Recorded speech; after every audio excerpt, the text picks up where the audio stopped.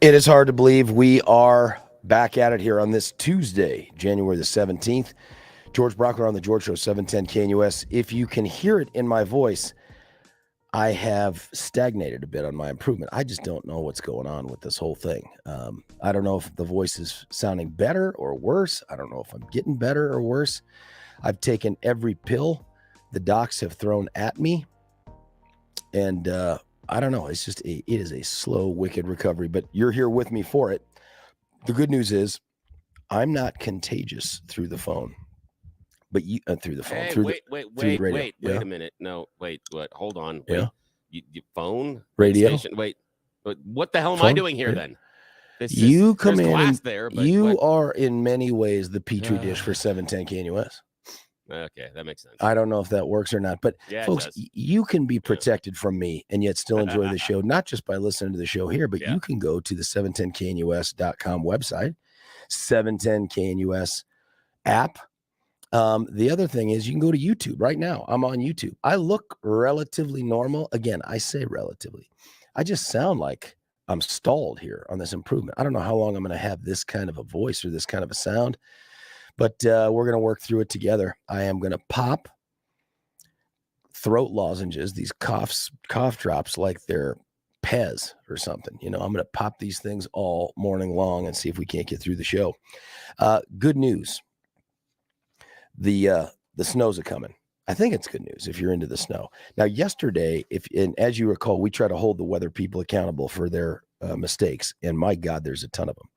But yesterday on the 16th, they predicted that today there would be PM snow and it would be a high of 39 degrees. One day later, they have gone 10% the other direction, a high of 35 and snow developing.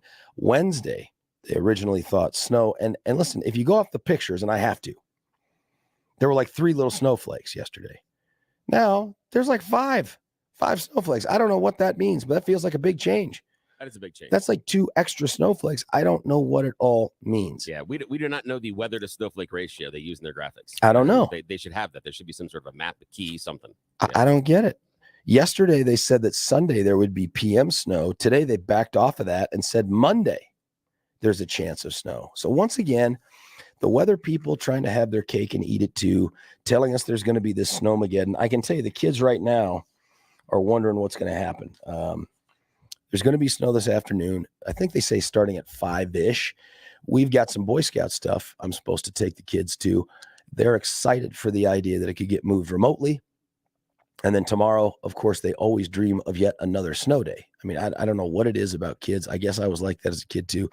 But my goodness, man, they want weather to bail them out. They just started school back for the semester a week ago. Oh, yeah. I get the moaning, complaining in my house, too. But we just need a day off. You do not need a day off. I know. You little whiners. I know. They just had 2, 3, whatever it was, weeks off. Exactly. And there's going to be spring break coming up here in the next, 6, 7 weeks, something like that? Yeah, exactly. So we got Memorial that to Day contend is coming with. up. That's going to be off, too. So, yeah. We got a chance to watch, and we, meaning Graham and I, because nobody else seems to really care about playoff football, got a chance to watch the game last night as I was making dinner and tidying up and stuff. And buddy, Tom Brady did not look great. No, he did not. It was almost, I'm watching a little bit of it, and it reminded me of the drop off of our friend Peyton Manning. Yeah. And it's just how quickly that precipice, it just, there was certain decision making. And there were some things that I was worried that maybe we're seeing that in Russell Wilson. I wonder if this isn't it. And everyone's going to speculate till they know. But I just wonder if this isn't it. It was to go scoreless in the first half of a playoff game. He hadn't done that since, 2001, 2002, something like that. The game against the Raiders, the Tuck Rule game. I don't know, man. We may have seen the last of Tom Brady. I just keep thinking that why would he continue? The other thing is it is a difficult season. Well, okay, I understand the psychological reason as to why, because of the camaraderie, and that's what he's known for so long, and the idea of not knowing what's next. And I've talked to a number of former NFL players, and they say that is really one of the big scary things out there, is that everything you've gone through college and then your professional career has been defined by this game. And what appreciable or commercial skills do you have outside of this game. Looking good. Yeah, I know that's kind of it. Talk. Well, part of it is that maybe, if you're not very good at talking, you're not very good looking, you may not get some of those opportunities. And so what you have in front of you. Yeah.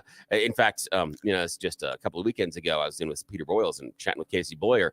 And Casey talked about the idea that someone came up to him recently. He's like, how do I get into sports radio? He's like, did you play professional ball? And the kid's like, 19. He's like, no. He goes, good luck with that. Yeah, that's it. If you are a male and you do not play professionally, good luck getting into any sort of sports broadcasting at this point. Because some of these dudes are like that. I mean, I remember, didn't Big Al have, who was his sidekick? Darren. Yeah, DMAC. Yeah, DMAC. He never played professional anything. No, but then again, look at the lineup on that station. The vast majority of their on-air hosts are former players. They have one non-player in each time slot, and not even each, because the 9 o'clock is no longer have a non-player. And so basically in the morning drive, they've got a non-player. Middays, they have one non-player. In the afternoon, they have one non-player. God, you've really studied this. I'm a dork. And then in the mornings, they've got player. Mid-mornings can be up to 3 players. Then you've got middays, which are player. And then afternoon drive, player. So they're stacked with former players. So the idea that there are more former players there than actual broadcast professionals, which again, that's okay. But if you want to talk about, in my opinion, some of the quality of some of these sports broadcasting shows, that goes into it. Because while these guys know the game, what many of them don't know is this medium. They have no idea how to use this medium and what the purpose is and how to really engage the audience. And that's true also for television. You see that on TV as well. And you see a lot of those analysts get on there and not know what they're doing and struggle to actually provide the analysis that they should. So, yeah. Well, I don't know where he ends up. I know that, was it NBC or Fox already has some contract with him, some big contract? Oh, yeah. He will. And we don't know, again, we have no idea if he's any good at analyzing. You have no clue. But he's got a big contract because of his name. So, and Peyton's great. We watched the feed. If folks don't know this, the Manning cast. We watched that last night for the second half. That really is good entertainment. It is, but they got to be tighter. And again, that's broadcast professionals. They are funny, but their tightness is absolutely atrocious. And here's the reason why. If they were trained broadcasters, they would understand that as soon as the quarterback steps up and gets under center, shut up. That is time. That is the time to describe what the play is happening. Stop giving me analysis about what's happening on the other play. That time when the quarterback steps under center, and Peyton does this, and Eli every once in a while, tell me what you see. But then they talk over the top of each other, and then and they don't tell me a lot of times why. They spend very few times going back to the why, and sometimes they spend the next 2 or 3 plays diagnosing a play 2 or 3 plays ago. Bad broadcasting formatics, but they don't know that. That's okay. Again, but it's a very entertaining show. It's a pretty popular show. I don't know what their ratings are, but man, they keep that thing going, and it must be a very low cost to just listen to the brothers banter and have on these big guests and stuff. Well, other than whatever they're paying Eli and Peyton, I imagine that's I imagine that's free. So but not a huge expense. No, you don't have studios, you don't have multiple cameras. It's a Zoom call. They do a Zoom call. They put up on the side of the screen. God, very efficient. Yeah. Why can't we do that? I've been asking. Why can't about that you for a long and time. Sheriff Reams do that for soccer?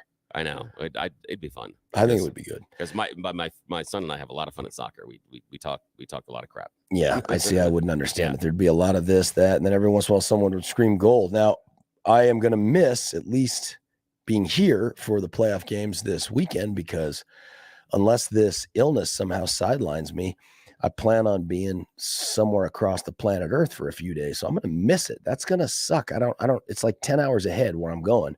So I don't know how I'm going to make up for this. I don't like watching recorded games. There are folks that do that. You know what I mean? Like I can't be at home to watch the game. So I'm going to record it. Nobody tell me about it. And I'm going to watch. I can't do that. I got to watch it live. I'm just not a recorded football person. I can do recorded soccer, but that's because of how it's presented. You don't have any commercials or anything else, and it's not in these fits and starts. So when you watch soccer and you just speed it up by 1 or 2, it's just people running around the field faster. You just have to pay more attention. So that I can do, and that's easily digestible. But fast forwarding the basketball is a little tougher for me.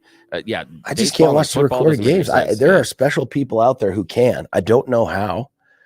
I just don't know how to do it. My father-in-law was that way. I mean, he used to record stuff on VCR tapes all the time to watch the game. I couldn't do it. It's like, listen, if I can't watch it live, just tell me the score. I'll go back and look at the highlights. I cannot watch a game that's in the rear view mirror. I've got to have that shared experience. Like I'm seeing it with the other person. And that is actually one of the things that will probably, I don't know, I'd say, quote, save traditional broadcast television is live sports, because almost everything else we can either get somewhere else or tape delay. And one of the reasons that, that 4, 7, 9 and 2 and 31 will probably stick around in the future, maybe not all of them, but we probably will have some sort of free broadcast TV because of live sports. There's virtually nothing else that exists in a regular broadcast medium that is like live sports that demands that attention. If we went to pre-tape sports, it would be YouTube TV, and I can't do it. Yeah, it'd be Sling TV, and we would all be podcasting our sports. One of the texters says, disappointed in most of the NFL broadcasters this weekend. Billy's 100% correct. Frustrating. Best was Tony Romo, and he is pretty good. He's good. Without Billy's play-by-play commentary, I will not watch soccer. Hey, you tell. I mean, if the price is right, I mean, if you got the nice cold beers or we talk a little vodka, I'll come over to your house. Vodka for soccer, huh? Well, I'm you just put saying. it in something, you mix it up, or depends on what kind of a day it was the day before. Sometimes really, you just got to go straight. Yeah, that was a really good day. So that's a tough one to do straight. Vodka's unless you're Russian or you got a little Russian in you. I'm just saying that I'm disappointed in you as a person. So that was great last night, and then of course today the big expectation is the snow. For me, I almost feel like I got to pick up the phone and call the doc again and say, just to make sure, am I still on the path towards recovery? Because I feel like I've stalled here. You know what I mean? Like I am just breathing, and they don't listen, so they won't know to use the Lysol. But Deb and Stefan, I'm breathing all over their desk. They have no idea what the Andromeda strain is here. I'm putting out there. I don't think it's infectious because no one else has gotten it, but just me and Jeffy. But I don't know what to do about it. I think you should lick one of the keyboards and then just tell them you did one of them and then see what happens. No, listen, and a quick horrible story. When I first started working for Dan Caplis, there was a guy that used to work there. I like how this is starting already. This is 16 years ago. I'm going to get the office that this other partner had that left, and he goes on to do something else. And so we're cleaning out the keyboard, and we have one of those compressed air things, to try to blow it out. Yeah. And I'm holding on to it. And Bobber is there, and so is my buddy Dan, not Caplis, the other Dan. And I start spraying it in there, and I can't tell you how many flakes of some kind of DNA shot out the bottom. Oh, geez. And Bobber starts running around screaming, "I got it in my mouth! I got it in my mouth!" Oh, that's wonderful. And it was a mad dash to find any kind of liquid to just try to put it out of his mouth. It was awful. Oh, that's absolutely wonderful. I love that story. It was disgusting. I'm not even sure if we ended up using it, but it was one of those things where you're like, yeah, we'll clean out a couple things. And it was like, one of those snowballs. Yeah. The snow globes where you shake it, all that stuff just shot right out the bottom into, oh my God. Now I have a radio story where I had to take over somebody's desk, and it was the Cube Farm days. Had to take over somebody's desk, and I don't remember whose desk it was because it had been unoccupied for a little bit of time. They said, hey, you can set up over there. There's a desk, etc. Okay. So then I'm going in, and, everybody doesn't always clean out the drawers. Yeah. Desk. So bottom desk has some old papers, throw those away. Middle drawer has just some, pens and stuff like that. I'm like, okay, I can use those, but throw away the ones that looked a bit chewed on. And top drawer, open it up, and there's some, notepads to write on, and there's some weird award someone won that was just sitting there.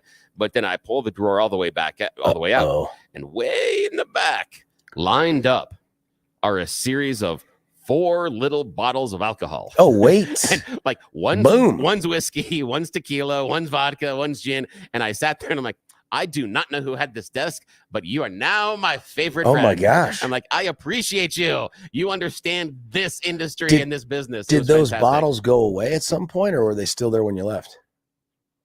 What year? Okay. I had to make sure the statute of limitations had expired. Yeah, pretty sure. Yes, they were gone. I'm just saying there were some stressful times, and each one of those is about a shot. Yeah. Listen, one other desk story. I'm at the DA's office, and I get promoted into a county court misdemeanor docket. and I take over for a guy named Kurt, and I'm cleaning out his desk, and it's disgusting because Kurt was a guy that chewed tobacco. Oh, that's the worst. Oh yeah, and so there was little granules of tobacco all over the drawer. So I take out the drawer and I'm cleaning it out, and out falls one of these little cards that accompanies the phones back in the day when phones plugged into the wall and stuff. Yeah. And it talked to you about how to log into your voicemail. He had written down on the card his passcode. Ooh. So I quickly run and go see my buddy Dan, not Caplis, the other one. And I'm like, dude, we got to do something magical with this, like something incredible. And Kurt had just gotten promoted to juvenile, so he's doing kids and stuff. And so we sit down and we come up with, Dan had some old Yanni music on CD, starts playing some Yanni music. And I get on there and I'm like, hello, you've reached the desk of Kurt Henkel. And I keep going on and on in this very soft, effeminate voice. And I said, remember, in Division Q, kids need hugs too. And so I leave it there. And of course, then I change his password because, of course, can't let the guy do it. Of course, yeah. So that night, a guy named Mark Potler is at some drug task force thing, and he had gotten wind from one of the cops who tried to call Kurt. They're like, you got to check out Kurt's voicemail. This is laugh out loud funny. And so they played it over and over. They kept calling over and over and over again. Next day, Kurt comes in. He's seething, and he's like, so he's like, I know what I'll do. I'm just going to detach the handset from the phone. And it's like, hey, moron. Now it goes right to voicemail. That's great. Instead of just ringing. So he went nuts. He went to his chief deputy. He went to the elected DA. At one point, he was looking for me, I think, to do some sort of physical damage to me. But it was just so funny. But it was one of the great moments. I guess the lesson learned there is, do not write your passcode to your voicemail down on something and leave it for don't leave it. Me or don't someone leave else. It behind. There's no way. Don't leave it behind. One of my highlights of my radio career is I went, oh God, it was almost 9 months or so without a phone on my desk. Might have been longer than that. Might have been almost a year and a half. Because when they moved me to my new desk, there was no phone. I didn't ask for one. I know how this industry works. There's no way I wanted a phone. Everybody I needed to talk to was within walking distance, or they could email me. I didn't want a phone. And eventually, there were some people that were higher up the food chain and some other places that wanted to call me. And they wondered why they couldn't. And I said, I'm sorry, no phone. Eventually, we don't do that here. Yeah. Eventually, IT walks over and they're like, you don't have a phone. I'm like, obviously. Done. And they say, well, you've been here for quite a while at this desk. Why didn't you tell us you didn't have a phone? We could have gotten you one right away. Yeah. And I looked pass. And I looked him in the eye and I said, you understand that with my job, every time that phone rings, it's a problem. Nobody is calling me saying I've won the Publishers Clearinghouse, or I'm going to Disneyland, or you're the best looking guy on the floor. Yeah, nobody's doing that. Everybody's calling, and every time I pick up that phone, it is a problem I have to solve. And why do I want to encourage that? And he looks at me and he thinks for about 10 seconds. He goes, that may be one of the smartest things I've ever heard. And so he plugs it and he goes, I'm sorry about this. And then walks away. So he stuck you with one. Yeah, he was. But after that day, though, he was my buddy. Anytime I had an IT problem, dude would do whatever I needed to right away for him. Yeah, I had like the back door to the IT, but he was my guy after that one. But he's like, I respect that. Well, we love the phones here, especially when people call that 303-696-1971 number, because those conversations are what drive the talk radio. Last town square that's out there. I mean, we're not Twitter or Facebook or any of those things. You can call in and you get to have the conversation with Big Daddy. Billy jumps in from time to time, but you just can't do it from out there. We'll take your text. We've already had a bunch of texts come in. I respond to as many as I can, but definitely make the call. Now, Billy, before we cut away and do the magic, I need to ask you about your hat. Sorry, I know. I let you take it off. Yeah. Well, yeah, because we're getting ready for the thing. Okay, this I talked to you about how yesterday I had dug into a larger bag of things that I had found. Yeah. And so I found some older hats, and this is actually another one of the hats that I got from my father after he passed away. And this is a hat for Leica cameras. There it is. Last week I wore one that has a little tiny little red dot in it. Yeah. And you could barely read it because that's the logo that's on the cameras. This one they decided, maybe when we make the hats, people should be able to read the name. Branding, Yeah, it helps. So that's the deal. So this is Leica. This is my favorite brand of cameras, and again, homage to my father. But that's the only cameras I use. So, that's nice. Yeah. My hat is pretty obvious, and that is after watching Peyton and Eli And reflecting on the fact that the Broncos didn't even sniff the playoffs this year, not at all. I went into the closet and found the hat that makes me feel happy, and that is when we were the old AFC conference champions from some years ago under Peyton Manning. We have not been conference champions in, is it 7 years now? Oh, it seems like it. Yeah, Is it, at least that. was it 2015 or know. 16? I mean, There are probably kids in school that have only known the Broncos as a team that sucks. that's amazing. Yeah, it's awful. Because we went to the Super Bowl two out of 3 years. Yeah, people used to be afraid of us. Yeah, Yeah, we got not crushed by anymore. Seattle in that first one, but anyway, hopefully we'll get some mojo here. We need to get a new coach. I don't know who it's going to be. Apparently, it's not going to be the coach from Michigan. Jim Harbaugh has said no, thank you. Or is it John? Is it John or Jim? I don't know. One of the Harbaugh one of them sisters said no. has said no. Apparently, he's going to stick around Michigan. We have a chance at a guy named Sean Payton, 15-year coach for the Saints. That wouldn't be so bad. Took him to a Super Bowl and won. That's not so bad. We'll see about that. Listen, here's what I want to do. I want to cut away for a break after our little morning banter here. We'll, of course, take the texts that are coming in here. Thank you, Alexa and others, and the phone calls. But when we come back, we want to get into the super good stuff, and that is the Thorpe Report, and you choose the news. Stick around. George Brauchler on the George Show, 710 KNUS.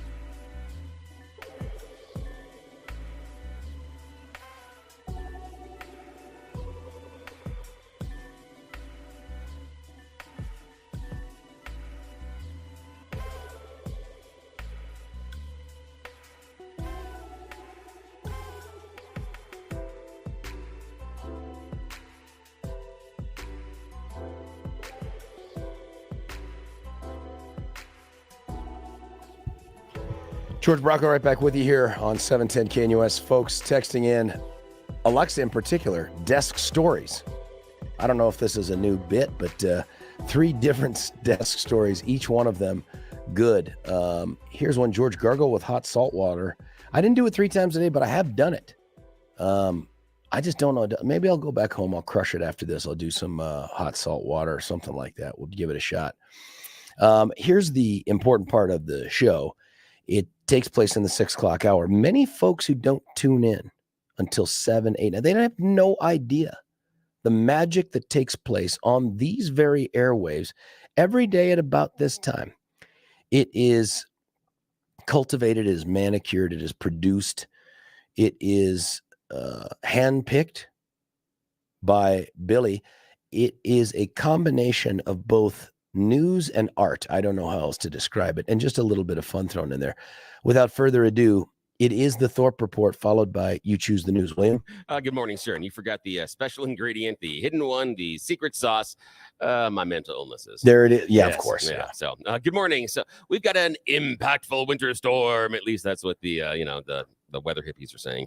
It's going to move into the Denver metro area this evening, supposedly bringing considerable snow to our area and making it muy difficult for both you and I to move around this evening into tomorrow morning and maybe even lingering until tomorrow evening. Your latest storm system has already started making its way through the San Juans in the southern valley of Colorado. A lull in snowfall is happening early this morning. It's going to pick up later on today. They're expecting 1 to 2 feet of new snow for the San Juan Mountains and another 6 to 10 inches right around here. The system is going to make it to the I-25 corridor by this afternoon. Forecasters are warning the exact timing of it is still a bit spotty because, again, as we pointed out, they don't know what they're doing. So right along the I-25 corridor, covering an area from Fort Collins all the way down to north of Colorado Springs, and it will be expanding eastward toward Nebraska and the Kansas border, and it's going to be these winter storm warnings in effect from late Tuesday afternoon through Wednesday afternoon, according to the National Weather Service. The storm is expected to bring heavy snow this evening through Wednesday morning, dumping between 5 to 10 inches of snow across the I-25 corridor. Higher totals of up to 10 inches possible across the far northeastern plains. Denver's forecast specifically goes from 3 inches to 11 inches. I don't know what you're describing there. Which seems wildly inaccurate. Snow. Yeah, Okay. I know. But even then, okay, we may get that 3 does to seem 11. ridiculous. It seems dumb. I mean, you can't get more accurate than that one. And in fact, even Greg Hevener, I'm not sure I believe his last name, he's with NOAA. He explained just yesterday afternoon, there is a 9 out of 10 chance that we will get more than 3 inches, but a 1 in 10 that we will see more than 11. Again, Greg, what? You're no help at all. Holy smokes. None. No help. Yeah. Just, hey, we're going to get some snow. Might Buddy, be a lot, might be a have little. you given some thought to what tomorrow morning looks like for us if we get more than 11 inches of snow? Yeah, I'm a little frightened. Well, the thing for me is it'll depend on which vehicle I try to get here with. Luckily, I am not that far away. It's not walking distance. It's more than that by quite a bit, but I don't have too many things to traverse. I have 2 hills that cause problems, and I have one way around one of the hills. The other one, we'll see what happens. I'm kind of interested. If we could get the voodoo box to work again, I could just do it from home. I'm so sorry to do that to you, but not that I would. I'm just saying, show must go on. All the people on YouTube can see the disappointment and sadness in my face. Yeah, that's right. It would just be you and Blake if he can make it in here. Is tomorrow a Blake day? He wouldn't come in either. He would just go, sorry, no snow, because they can do that. No me, YouTube, however, huh? There's a licensing issue. My butt has to be here. Has to. In fact, during the little during the little COVID thing, I got a piece of paper from both the state and the federal government about the fact that you're indispensable. You had to let me through any sort of roadblocks, anything else, and I had to be able to get in. The nice part about that, though, is also was granted access to any gas stations and grocery stores, which was nice. I didn't find out until liquor stores. Well, I didn't find out until afterwards. It didn't mean free. Oh, wait. That was a little bit of a conversation. Until they were chasing you out of the parking lot and you were like, what's going on? Yeah, I know. Are you waving goodbye? I had to explain to the gentleman that I didn't understand, and then he just said, you're in radio and you're dumb anyway. So listen, we ought to take some, we ought to have an office pool today. I mean, are we going to go 3 inches or 11? My guess is I'm guessing 5. That's where I'm going to go. I'm going to go right in the middle. I'm going to make it difficult. If that's right in the middle of 3 and 11, you and I need to do some more math. Well, the thing is that it's 3 to 10 ish. So I'm going to go more 5-ish, 5 rather than, because I don't think we're going to get all the way to 10. So I think that I'm looking at 10 being our maximum. So I'm gonna pick the middle of that and go with 5. I Just I don't know what's coming for me, Yeah. but because I'm supposed to fly on Thursday, I need it to be gone pretty quickly. I don't think that's gonna happen. What? Not based on the sunshine we're gonna get afterwards. It's still gonna be a mess. Yeah. In fact, we're gonna get another system in our region by Friday afternoon. So it's currently trending that way. Temperature is going to remain. Hold on, when did Billy become Weatherman Billy? No, it's on the paper. It's on the paper. Oh, it is. Yeah, I that's all it that. is. Yeah, so it's just that they put the words here and then I read the words. Oh, I didn't. It's not on my paper. The one you gave me is very different. Well, see, it's just pictures. Yeah, it is. Well, it works better for you that way. Well, that's probably true. Well, horrifying news. So, folks, who knows? We could be here tomorrow. We could not be here tomorrow. I don't know. I'll be here. It doesn't matter. One of the two of us will at least be here. Yes, I may not be fully clothed and I might be a little drunk, but I'll be here. I'm definitely not coming in. Also, more and more Colorado homeowners across our state are being denied homeowner insurance because of wildfire risk. Now our state insurance commissioner, state lawmakers, and homeowners are working together on a solution. Because they're really good at that, aren't they? Yeah, don't hold your breath. Mm-hmm. One of Denver's longest-serving barbecue establishments, founded by a long-operated. No, what the hell? Who wrote this sentence? Okay. Snow is the word snow in there. Someone might have wanted to pre-read this beforehand. Obviously not you. Maybe I didn't. So basically, we're finding out that Winston Smoke Barbecue, named after Winston Hill. Bummer. Yeah. He was a blindside protector for Joe Namath.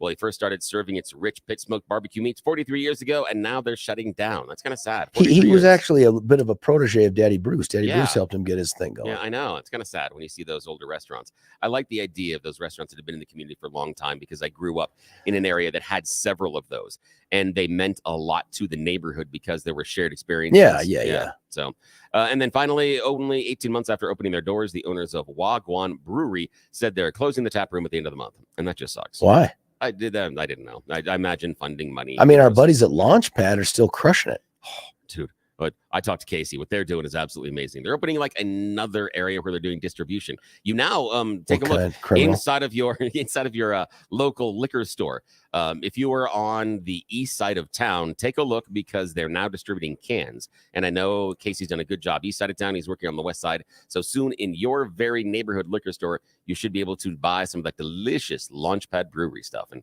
they do a great job. The guy's a mad scientist. He's an absolute genius. That is wonderful. And speaking of mad scientists, here we go.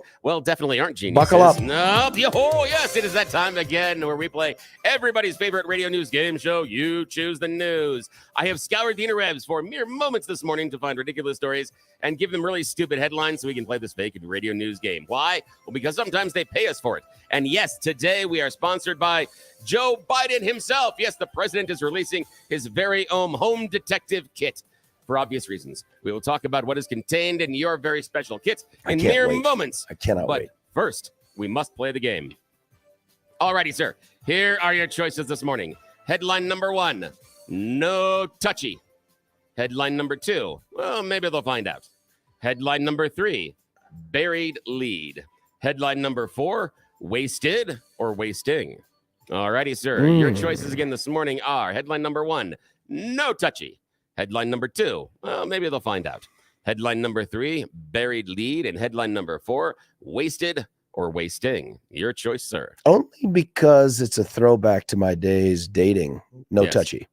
No touchy. Here we are going to talk to people in LaSalle, Illinois, just outside of Chicago, because officials are telling residents, hey, if you see this funny green-looking slimy substance on the ground, no touchy. Very, very bad, no touchy. See, the reason being that in a southwest suburb of Chicago, there recently was a large chemical building that caught on fire. And, well, when that happens, we have to use special little chemicals to make the fire go bye-bye. Now, according to LaSalle police, it's an oxidizer that appears green in color and was released during a fire at an explosion at the Caris chemical plant that happened Wednesday morning last week.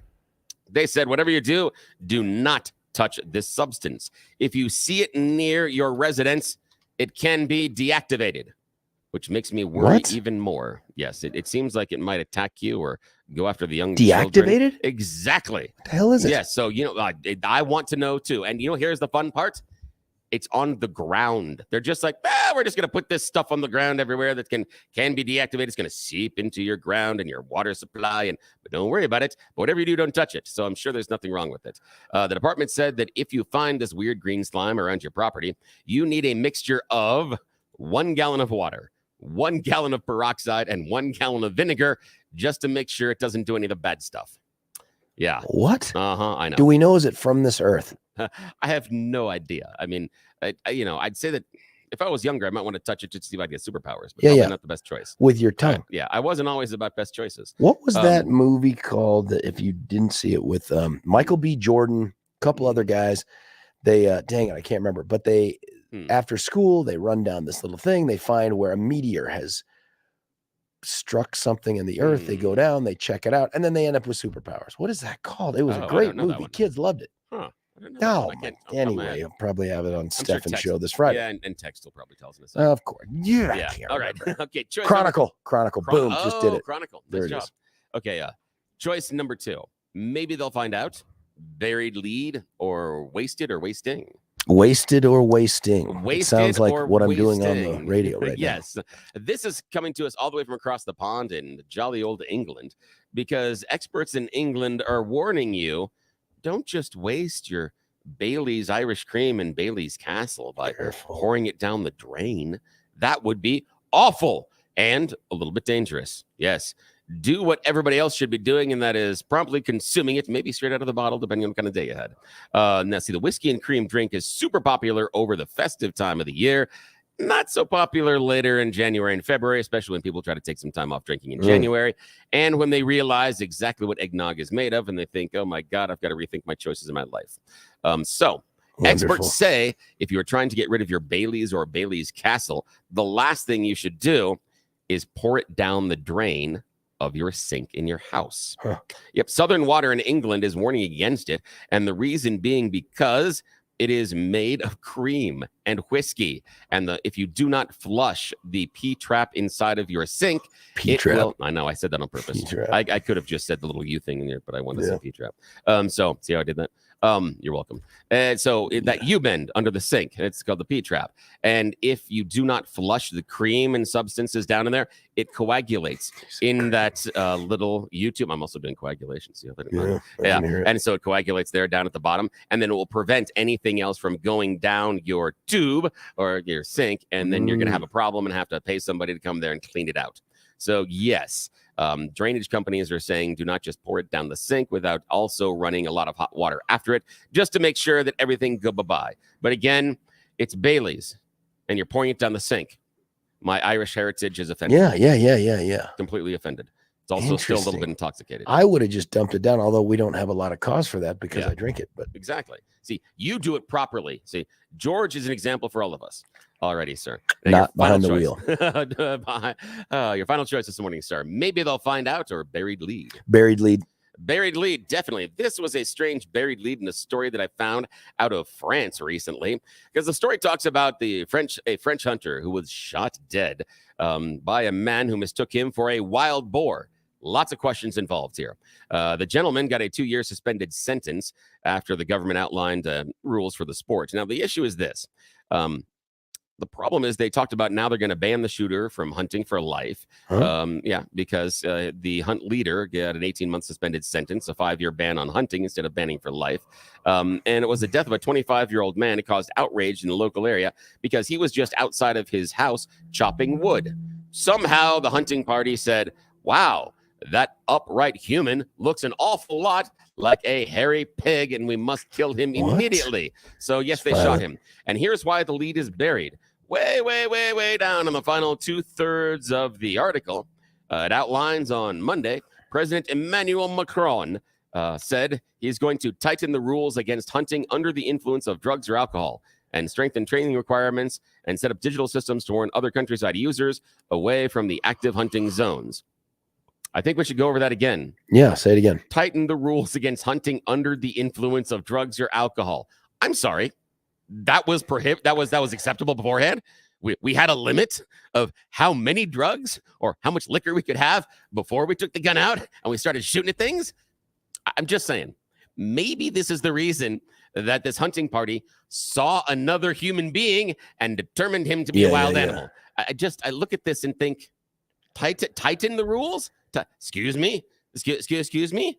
I'm sorry, but it is not okay for you to be drinking and be around the guns. Oh, it's not an acceptable thing. Billy. But again, we're talking about friends, so that's not the most important thing. It's probably wine. Yeah, exactly. That's the thing that got me. I'm just like, why? How come that's 2/3 of the way down the article? That all of a sudden, oh yes, we're very angry about this man, and he's going to get this and all the probation, and then, oh yeah, maybe no more doing drugs or drinking before you pick up the gun and go shooting things. That should have been up front top. Yeah, that should have been the front of it. Got it. Yeah, and speaking of buried leads, oh yes, it is time to bury this segment of the show. Yes, that's the end of You Choose the News. George, as always, is our perennial winner, and yeah, I'm a giant loser, but hey, today we're getting paid because Joe Biden is just releasing his home detective kit. Yes, you too can search for classified documents around your home. You get your very own deerstalker hat. You get an oversized magnifying glass, keys to an old lot Corvette, and a map of your own home because it's confusing. Sometimes you forget what your home looks like, how it's laid out, and where exactly you put all the sensitive documents. In fact, this game can replay itself over and over again, just like it does for President Joe. You can hide the documents in one place and magically forget later on, and then it's a whole new hunt. Ooh, yes, lovely. It is the game that keeps on giving. Yes, for you, order your Joe Biden Home Detective Kit, 50% off today if you mention the show, 75% off if you tell them you don't listen. All right, back to you, sir. Buddy, that was fantastic. For folks that don't know, there are 4 stories to choose from. We only get through 3 each morning. That means the losers from that group get grabbed up and put later in the week. But Billy, what are we going to do on Friday then if I'm not here? What are you going to do with those? Oh, well, normally when you're not here, it's a lot of celebrations that I bring get in that people part. to make breakfast, I get and that. there's actually massages a lot of times, but I don't know what we're gonna have to do with that one. Maybe we'll just have to do it early on Thursday or something. Because do some early. Tough. I don't know, or have to tough. hang on to it for next week. We'll see. Yeah, next week. Yeah, it's Yeah. just tough because I think that people have grown accustomed to the loser round. I know. Of the You Choose the News. Yeah, so I don't know. We'll have to talk about that one. I'm not sure what we're gonna do with that one. Listen, Yeah. we're going to cut away for a break, and when we come back, we're going to tee it up for 7 o'clock. Here's what's going on. We are going to be joined by Representative Landon Brown. If that name doesn't sound familiar, you are to be forgiven because he is a representative from the Wyoming legislature. And you may not have heard this, but the Wyoming legislature is doing something about electric vehicles that's a little bit different than everybody else. And my hope is he's able to come on and have a conversation with us about a bill that just dropped there the past couple of days. It's gotten some real traction. I've started to see it on a whole bunch of things, Drudge, Fox, or whatnot, but we've got one of the representatives. And then in the 9 o'clock hour, we're going to be joined by a wicked smart energy dude from Independence Institute to talk about that topic that you and I were discussing by text and on the radio yesterday. And this is proof, man. You have an impact on the show. A lot of people texted in yesterday and said, what's going on with energy bills? I'm getting crushed with energy bills. How can Xcel do this, that, and the other? Well, we've got Mr. Fogelman on who's going to show up here. Well, not in person. He'll show up on the air. And Billy, in fact, he even sent me an email and said, I've got Comrex here, if that would help. And I'm like, I don't even know how we would do that. I figured we just do the phone call, but we'll have him on. He'll make us a lot smarter on this energy stuff. And then, of course, the entire show is based not just on providing information, but getting feedback and a conversation started from you. So you can hit us with the calls. Hell, you can do it right now. 303-696-1971. 303-696-1971. It's George Brauchler on The George Show, 710 KNUS. Want to take your favorite radio station wherever you go? Well, now there's an app for that. No matter where you are, stream your favorite shows. Tap the app to listen to podcasts. Talk back to your favorite local hosts. At the tone, leave a message. Call the show. Set your alarm. Enter contests and win prizes. All in the palm of your hand. Available now for iOS and Android devices in the App Store or Google Play. And best of all, it's free. Download today. Want to take your favorite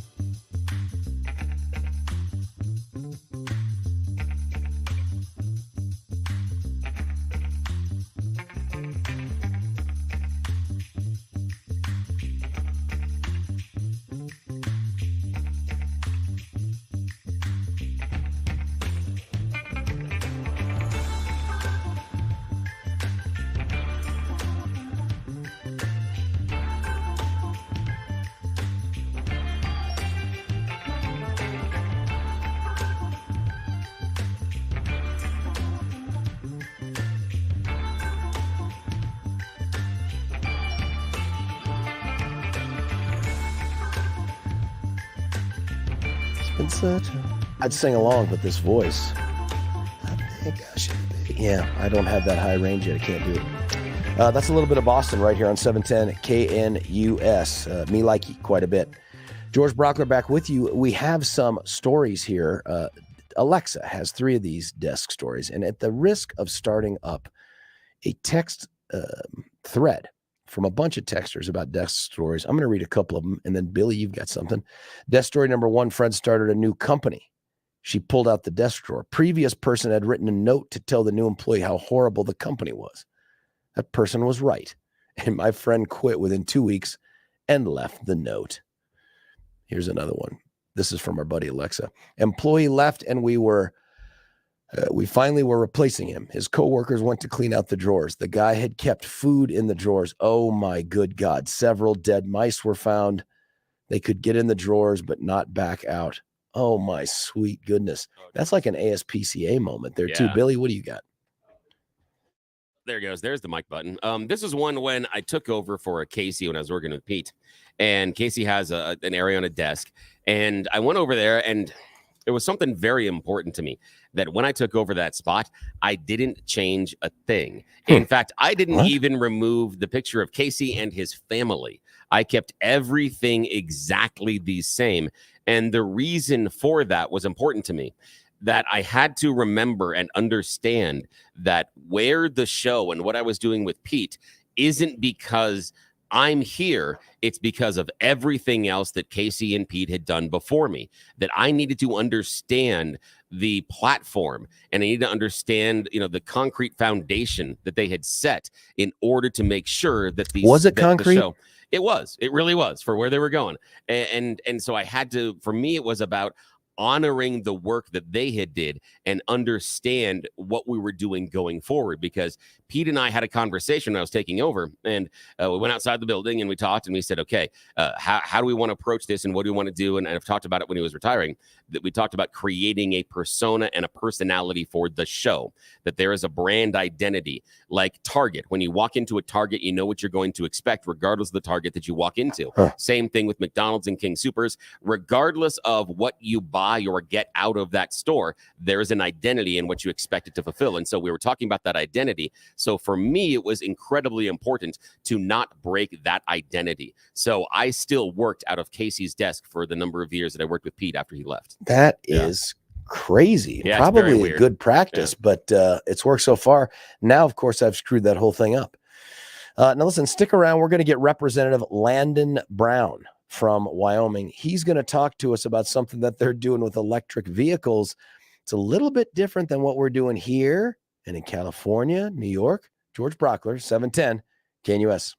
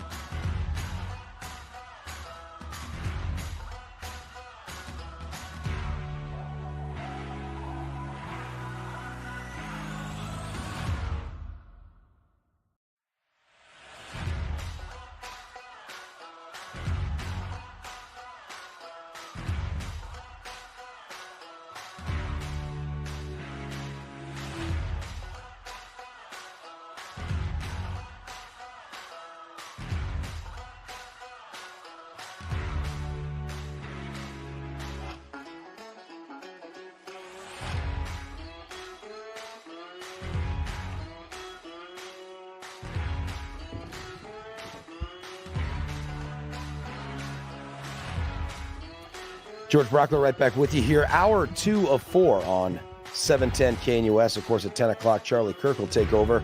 And then we get a little Prager, then Gorka, and then we go live and local with Deb Flora at 3, Stephen Tubbs at 4, and then Billy and I will be back on the air tomorrow. Maybe we'll both be here, maybe just Billy. I just don't know yet. We just don't know because of the weather. Now, listen, you may have heard of something called an EV or an electric vehicle. I don't have the kind of money to purchase one, but there are a lot of states out there that are pushing their states through regulations, through laws, all these things towards the rapid adoption of electric vehicles. And I think there's 15 states right now that have mandated phasing out fossil fuel, and I'm using air quotes, fossil fuel cars by 2035 or some other date in the future. We heard yesterday that 10% of all global vehicles purchased are electric vehicles. Here in America, it's just 6%. But these policies would obviously encourage us and push us towards more rapid adoption. Well, there's a state that's near and dear to us, very near, very dear to us, just to the north of us, a little windy up there, that's taking a very different approach. And to have a conversation about it, I reached out to a guy that we've gone back and forth a couple times in good ways over Twitter and this, that, and the other. And that is Representative Landon Brown from Wyoming. Sir, thanks for joining us. Thank you, George, for having me. Much appreciated. Yeah, thanks for making the time. First off, before we get into this bill and sort of Wyoming's approach to the electric vehicle sort of phenomenon, do us a favor. First, tell us about the Wyoming legislature. Is it bicameral? How many members are there? Where do you represent? What part of the state? That kind of thing. Certainly. So state of Wyoming legislature is it's a bicameral system. So we've got the upper house, the Senate, and the lower house, the representatives such as myself. We've got 62 members in the House and 31 members in the Senate. So very similar. 93 of us. Yep.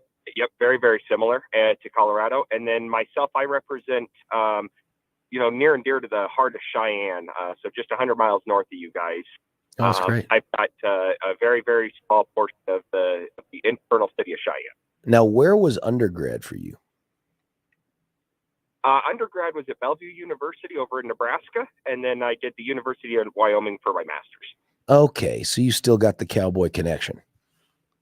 Absolutely. Born and raised here, actually. So here's the thing that we have in common, at least till my son starts school up there, is we both root against CSU. Absolutely. Now, tell me about, there's this bill that I reached out to you about to have this conversation. And it's one that I had actually printed off a copy of this thing, and it's called Senate Joint Resolution number SJ0004. So I guess it's the fourth joint resolution. You're familiar with this bill? I am.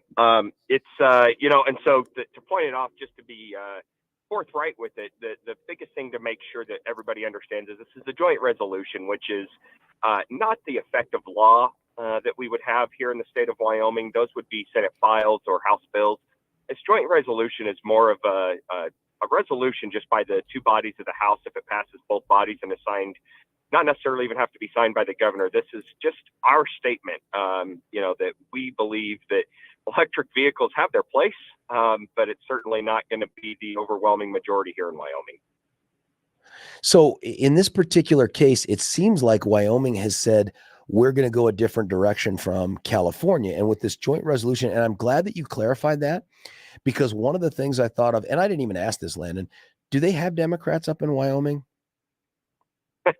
We do. It is a very much supermajority for Republicans in the legislature. I believe we only have 7 Democrats out of those 93 members. So it's a very small portion, and mainly those Democrats reside out of Teton County and also out of Albany County, where the University of Wyoming is at. I can hear people right now in Colorado starting to Google search move to Wyoming because, you still get all the benefit of being in this part of the country, but you still lean a little bit right, which is great because we don't, as you know, Landon. But you're absolutely this Senate resolution is taking a very different approach from California and New York and Florida. Tell me about it and the impact of fossil fuel on Wyoming. Why does Wyoming go down this direction? Yeah, I think it's pretty simple, to be honest with you, George. When we look at what Wyoming produces, we're an energy state. 40% of the nation's electricity is powered by coal, and of that coal electricity, 40% of that coal electricity is produced out of this state. We have the largest coal mines in the entire continental United States, and when we have states like California and or New York or any of these other states that actually do receive the coal power that we are sending to them, and they say that we're going to phase out fossil fuels, it's a slap in the face to the people that are, supplying them with their ability to be on electric vehicles.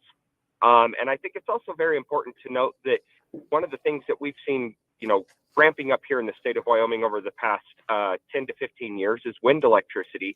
And again, as you mentioned, it's a little windy up here. So I'm okay with having the wind turbines here. But the problem that we have with that, George, is all that electricity is being sent downstream and being sent to California. What? So Hold on, those wind turbines are generating electricity for not Wyoming people? That is correct. Yep. And actually, it's similar with the majority of the power that we do produce in this state. Because we're so lowly populated, we don't actually use all the energy that we produce in this state. So, but every single one of those wind turbines that you see just north of the border of you guys is actually sending that energy out to California and downstream to power cooperatives throughout the West Coast. Now, this particular resolution has 11 different whereas clauses, and those are the things that usually lead the reader all the way to the actual language of the resolution. And there's all this stuff talks about the oil and gas things that you've mentioned. It talks about whereas the oil and gas industry in Wyoming has created countless jobs. Since its invention, the gas-powered vehicle has enabled the state's industries and business to engage in commerce. And it talks about vast stretches of Wyoming's highway. That does make it a little bit different, by the way. What's the population of Wyoming, Representative Brown? We're about 580,000. Oh, my goodness. I mean, just to put that in perspective, when I was DA down here, we had a jurisdiction of 1.1 million.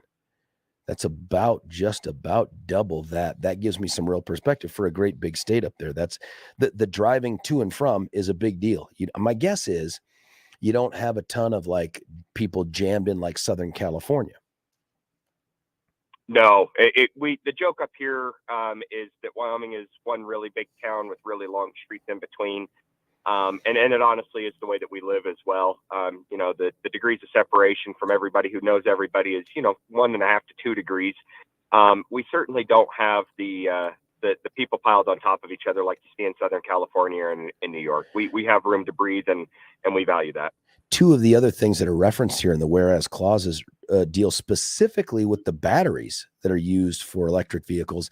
And that's something that the EV pushers don't really talk about too much. And here it says, whereas the batteries used in electric vehicles contain critical minerals whose domestic supply is limited.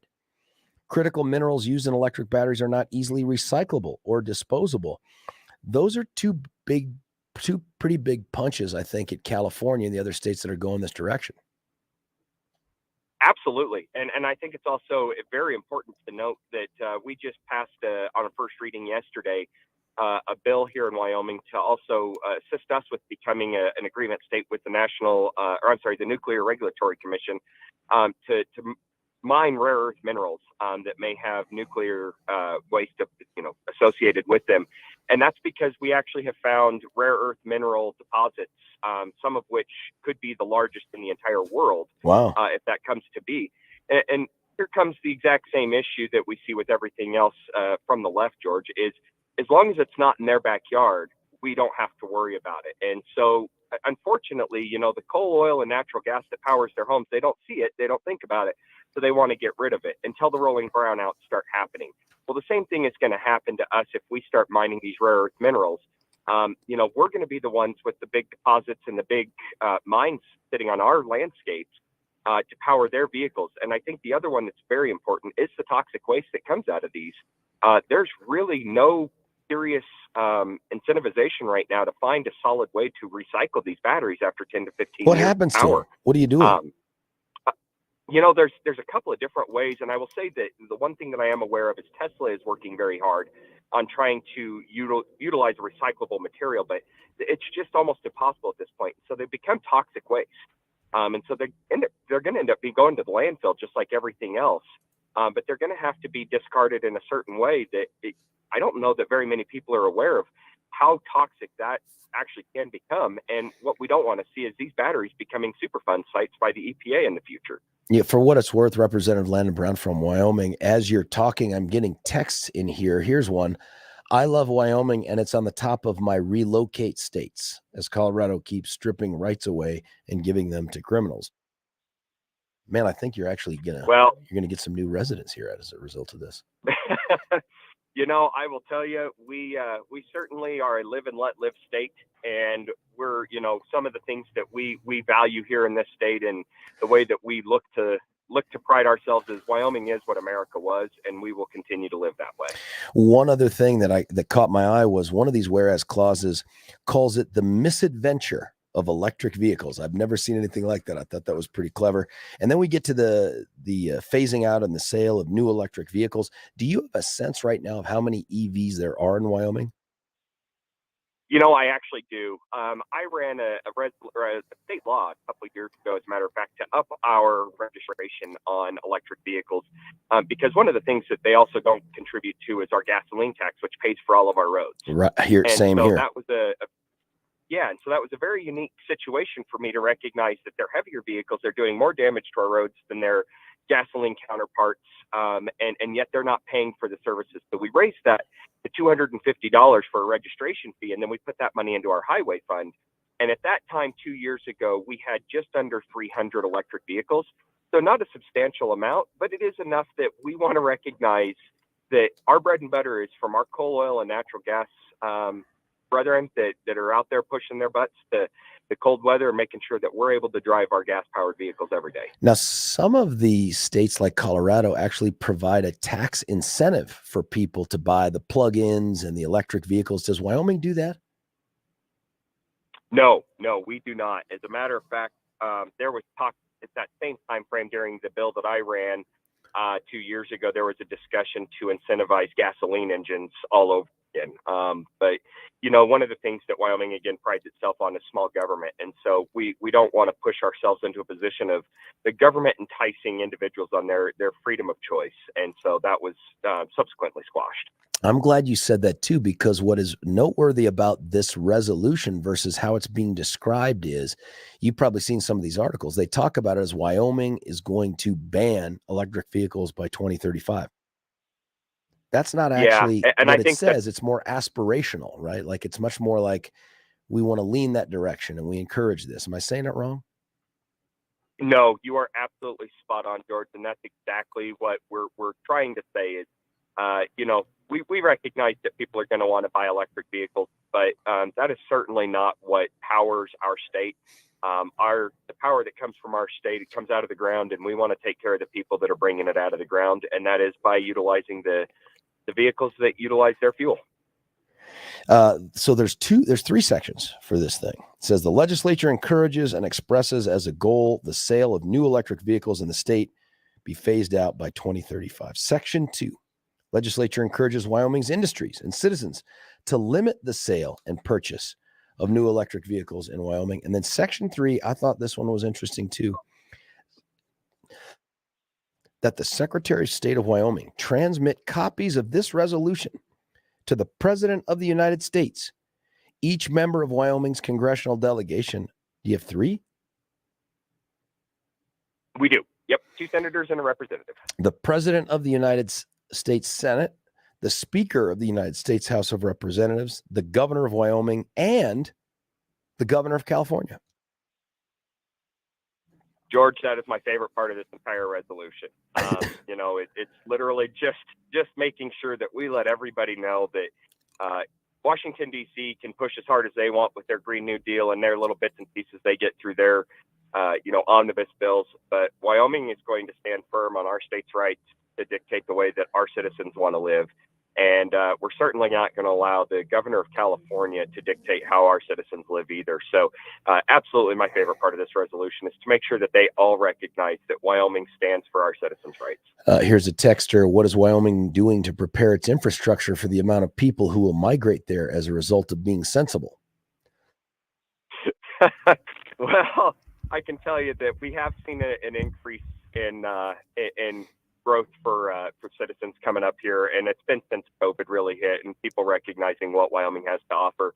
I'll just tell everybody that, again, you come up here, one thing that we just ask you is not to do what the Californians did to Colorado. We don't want Wyoming to be Colorado. So just make sure that when you come up here, you're voting with the right party. It hurts to hear that because I grew up here, Representative Brown, and this was my home. When I grew up here, it was a center-right state, and it was I don't know, like we had Democrat governors, but we had Republican legislators, and we had a mixed delegation of congressional people. Something happened here starting 15 years ago, and it's true, man. You don't want to export that anywhere. I think so. Yeah. I watched Colorado, and like I was telling your producer just a little bit ago, I actually lived in Colorado for about 5 years. What part? And I was in Aurora, down in the Denver Tech Center area. Oh yeah. And then also up in the Wheat Ridge area for about 2 years. But one of the things that I saw very quickly down there was the increase in Californians and the way that my rights were being eroded very quickly, and the lack of empathy from the legislature in Colorado to watch that happen. It was, if it's good for one, then it's good for all. And that's just not the way that good policy is done. What impact would there be on Wyoming if California and all these other big states, not Texas or Florida, end up completing their transition to like all electric vehicles by 2035? I think it's an interesting conversation, and we've had that here as well. I think what that does is that puts Wyoming and other states on the map as a location to buy these vehicles, because the way that California has outlawed it is the sale of new vehicles, but it doesn't have anything to do with the registration. So really what that does is for the states that choose not to, induct any type of pressure on their citizenry, these people can actually go across their border states and pick up a vehicle. So, Wyoming and some of these other states could actually, they actually have the chance to gain economic freedom here from getting more sales of vehicles that they can't get elsewhere in their state. It's the second thing that people go to Wyoming to buy that you can't get here, and that's fireworks is number one, man. I mean, growing up and everything, you would always go north of the border there to get the things that could blow off fingers and stuff like that and bring them on down here to Colorado. It makes sense that you guys would move into the fossil fuel vehicles. That sounds pretty cool. If we have to sell vehicles and fireworks together, I'm sure our dealerships up here will figure out a way to make it happen. As long as I've got you on the phone, and this is completely unrelated to the awesome conversation about the EVs and stuff. Tell me, we all watched it from outside, but tell me about the Liz Cheney thing and the Congress thing and all the election and all of that other stuff. What was going on, and how are things now with the party and all that stuff? Certainly. Yeah. So I was actually a very outspoken supporter of Liz up here. And it was a difficult race for her. Of course, I was running on my own race as well. But, I think what it showed is there's a faction here in this state. At the time, it was certainly larger than what I would even anticipate it is now. That when former President Trump would say jump, a good group of the Republicans in the state would say how high.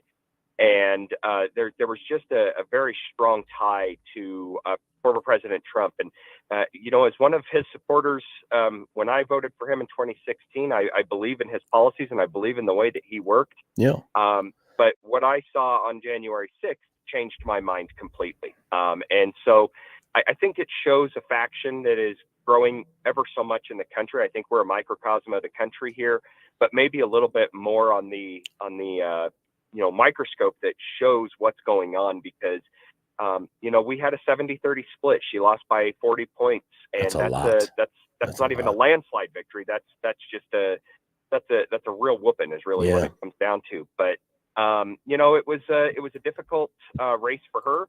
And I think for those that supported her, I think it was a hard pill to swallow to recognize that our state has feigns that much to one individual. But, at the end of the day, George, the Republican Party up here in Wyoming may be a little bit divided, but we still stand for the same principles. And that is, God-loving country. So, well, such a good question, because here in Colorado, we just got shellacked, right? Republicans got waxed in a year that woulda, coulda, shoulda been a Republican wave year for us, and we didn't. We did worse than I think we did 4 years ago.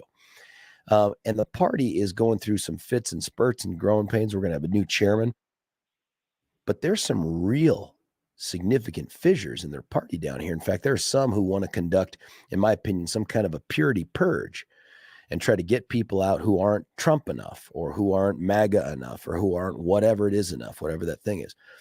Now, you guys are a little bit different in that you've enjoyed success after success after success.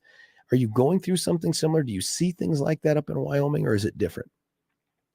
No, to your point exactly. That's actually exactly what we see from many of our county parties that roll up to the state party at the GOP level.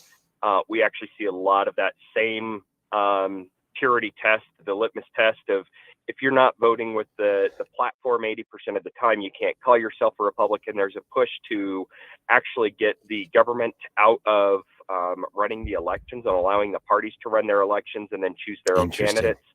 There's a very growing divide between what I will call, the MAGA Republicans and what I will call the Reagan Republicans. I'm not a huge fan of trying to, label them ultra right or ultra left or conservative rhinos. That's not good for our party. I think what we all need to recognize is similar to what our former Senator Mike Enzi had said for a long time, is we agree on 80% of the issues. And I think it's incumbent upon us as Republicans to focus on those 80% that we do agree on and work to the solution, and not fight about the 20% we don't. Hey, last question. Someone texted in. Can a resident of Colorado go to Wyoming to purchase a semi-automatic rifle? As far as I'm aware, that is fully legal up here. There's no, matter of fact, I just bought a semi-automatic rifle the other day, but I don't believe there's any laws against that here. It's just a matter of what would Colorado say about you bringing that back across the border. But to my knowledge, there is nothing illegal about that. Well, Representative Landon Brown from Wyoming, what a great conversation. I hope we can have you on again as things develop up there. You just stay in touch with us. We'd love to have you back on. Sounds great, George. Thanks so much for having me. Really appreciate it. Keep our northern border safe. Absolutely. Thanks so much, George. Thanks, man. Representative Landon Brown from Wyoming. I thought that was a fascinating conversation, not just about the EVs, but about the party itself, what it's going through. But really the conversation I want to have with you is, in light of what Representative Brown said, is this a direction we could ever go? What I really appreciate about it was that it wasn't a bill that would have prevented you or I from exercising the discretion to purchase one, because that's not very conservative. That feels very lefty to me. But it was one that said, we're going to encourage this, we're going to discourage that.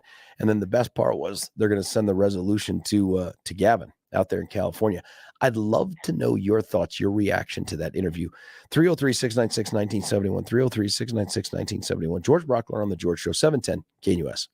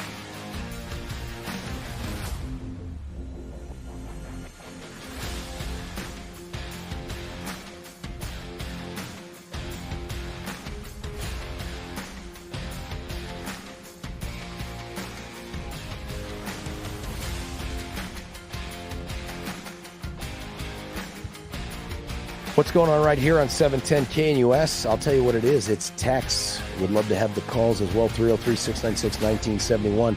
Someone texting in response to my comment, something happened in Colorado about 15 years ago. This is a person that says, the something that happened to Colorado 15 years ago is called mail-in ballots.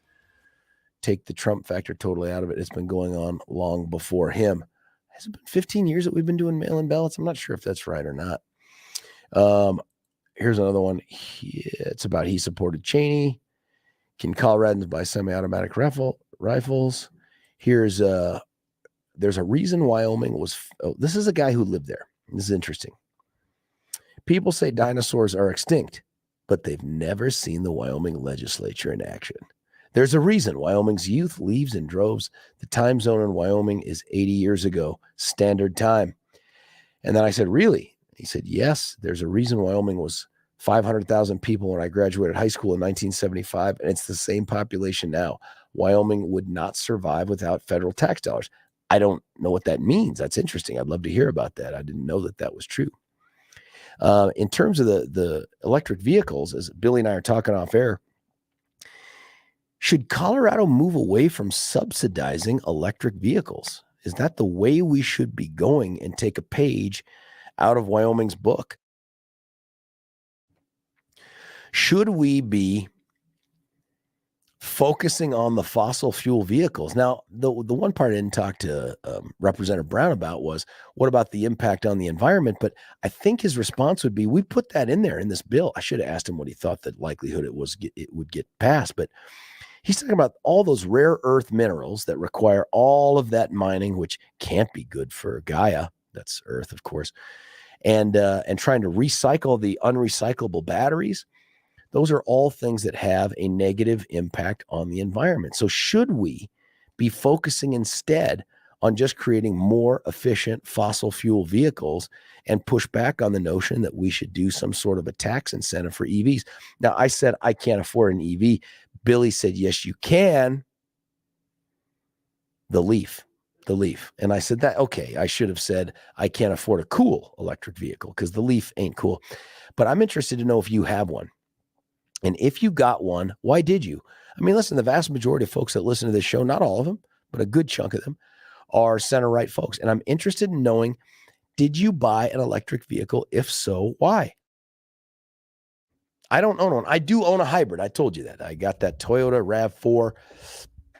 Interesting that for reasons I simply can't explain, the fuel efficiency continues to drop on an almost weekly basis. Like at one point I was at 47.5 miles per gallon, which is fantastic, especially when gas was up through the roof. But now it's down to like 45.7. I can't explain why. It's not tire inflation. It's not any of that. I take it in every 5,000 miles, and I put a ton of miles on this driving around for kids. Have you noticed a difference seasonally?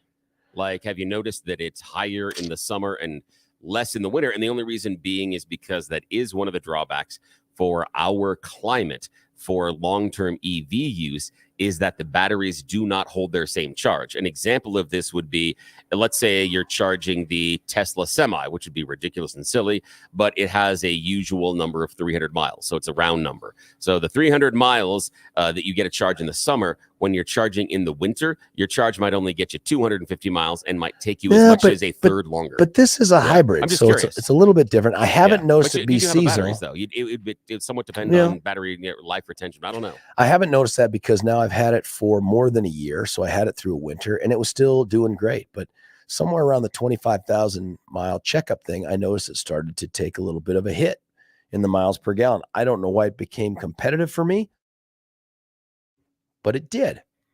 I began to look and see, how can I get this thing up? 47.1, 47. It was just really ridiculous. And when you drive, you get this little green car on there when you're, hitting the maximum efficiency. And it was really changing my behavior. It was making it weird. So now I've just stopped caring. I don't drive it super hard. I don't try to put it into power, but I just stopped caring. And now last time I checked, I'm down to 45.7 miles per gallon, which is still good. Don't get me wrong. But it's about 1.5 miles or more per gallon off over the course of time. That matters. It's an 11-gallon tank. I don't know. I like it. I didn't get any sort of tax credit for it.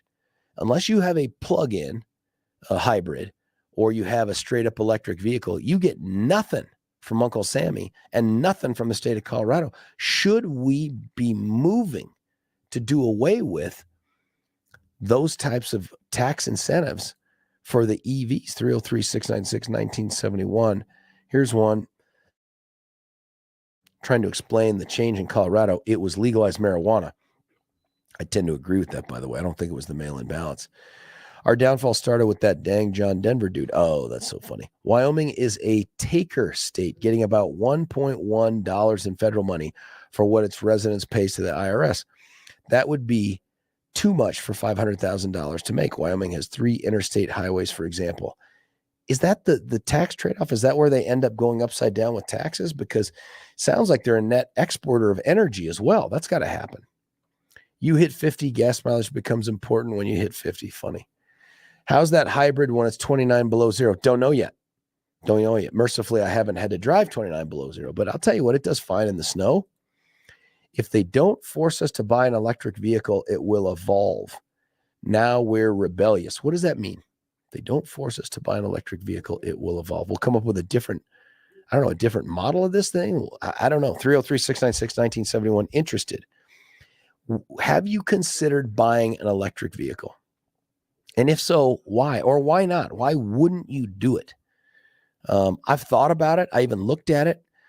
I will tell you that a couple years ago, maybe when they first started to come out with that Mach-E, the electric vehicle for Ford, the Mustang, which comes highly, highly rated. I mean, as highly rated, if not more highly rated than the Tesla. I thought, man, that's super cool. The thing that freaked me out, though, was the range anxiety. The idea that I'm going to end up having to get the extra big battery with all this, and at the most, I'll get 300 miles. And the infrastructure just isn't reliable enough to say I can drive everywhere I want to go and not care about it. In fact, it was the reason I got the hybrid, because I could still use gas and not worry about the EV part limiting me. So I don't know. Have you thought about getting one? 303-696-1971. Here's one. Colorado incentivizing EVs as part of this urban-rural, I think you're trying to say urban-rural divide. In high-altitude areas where there's ranching, there's no way an EV will do the work that a half-ton truck powered by gas will do. Hauling livestock, putting up hay, and I think you mean hay, hauling firewood. That's another great point. It seems like it's the kind of thing for urbanites. You know, it's for those people that are in, at worst, the suburban area. But I don't know if I'd get one. If they could increase the range, and frankly, the subsidies matter to me. If they could get down the price, I think Tesla's even started to lower the price of its EV to try to qualify for more subsidization for more drivers if it's below $55,000. I don't know. I would consider doing it. But it's because of the tax incentive. And then here's Wyoming saying, we're not doing it. We are an energy state. We're an energy exporter state. There is simply no reason for us to go down the road of providing subsidies. I just thought that was so fascinating. I think the other thing that was fascinating was for Representative Brown was his description of what's going on with the party up there. He himself had been a supporter of Liz Cheney's. I imagine he wasn't alone. But man, when you're in the 30% and the 70% vote, again, that is a huge shellacking. But his description of what they're going through is very similar to what we're going through here. They're talking about trying to get the government out of the nominating primary process. Think about what that means. Right now in the state of Colorado, we have an open primary where unaffiliateds can vote for either the Republican or the Democrat primary. They can play, and they're not both. That makes sense. But one of the things that many Republicans are thinking of is, hey, could we withdraw entirely from that process? And then we'd be on the hook for coming up with a nomination. And that process would most likely be an assembly. I don't think they have the wherewithal, the money, the logistics, the know-how to send ballots to every registered Republican and only Republicans. I don't think they'd have the ability to do that. I think instead what they do is say, let's just do it at the assembly level. And that's how we'll decide who our nominees are going to be, making them, in my opinion, far more right-leaning than perhaps otherwise. But that's what Representative Brown said is sort of going on in Wyoming as well. They're looking at getting the government out of it. That is so very, very interesting to me. 303-696-1971. More text coming in here. California says we have to. I think that's for the EVs. All Californians should leave Colorado and go home, including Jared. Is Jared from California? I thought he was from here. What do I know? Electric Ferrari are very fast. Getting your house wired, charging is a pain and expensive. Well, buddy, if you can afford an electric Ferrari, it's obviously not something that's going to bust the bank. I will not buy an EV, not practical in a high alpine rural area. That's true. Buddy has a RAV4 Prime Hybrid. Four-wheel drive system is amazing. He drive out from Atlanta to go skiing at Powderhorn. Yep, that's it right there, man. 303-696-1971. More text coming in. I'm going to take a quick break here. When we come back, I'll address some of these more things. Give us a call. Tell us, have you purchased an EV? You can use a fake name. You don't have to come on and use your real name, Joe. You can call yourself Jane or Jim or Jackie or whatever. Tell us about the EV you purchased. Why did you do it? How much did the incentive matter? And are you happy you did it? You looking to get rid of it? You thinking to yourself, no, I am hurting the cause, which is fossil fuel, and trying to move away from what California's doing? George Brauchler on the George Show at 710 KNUS.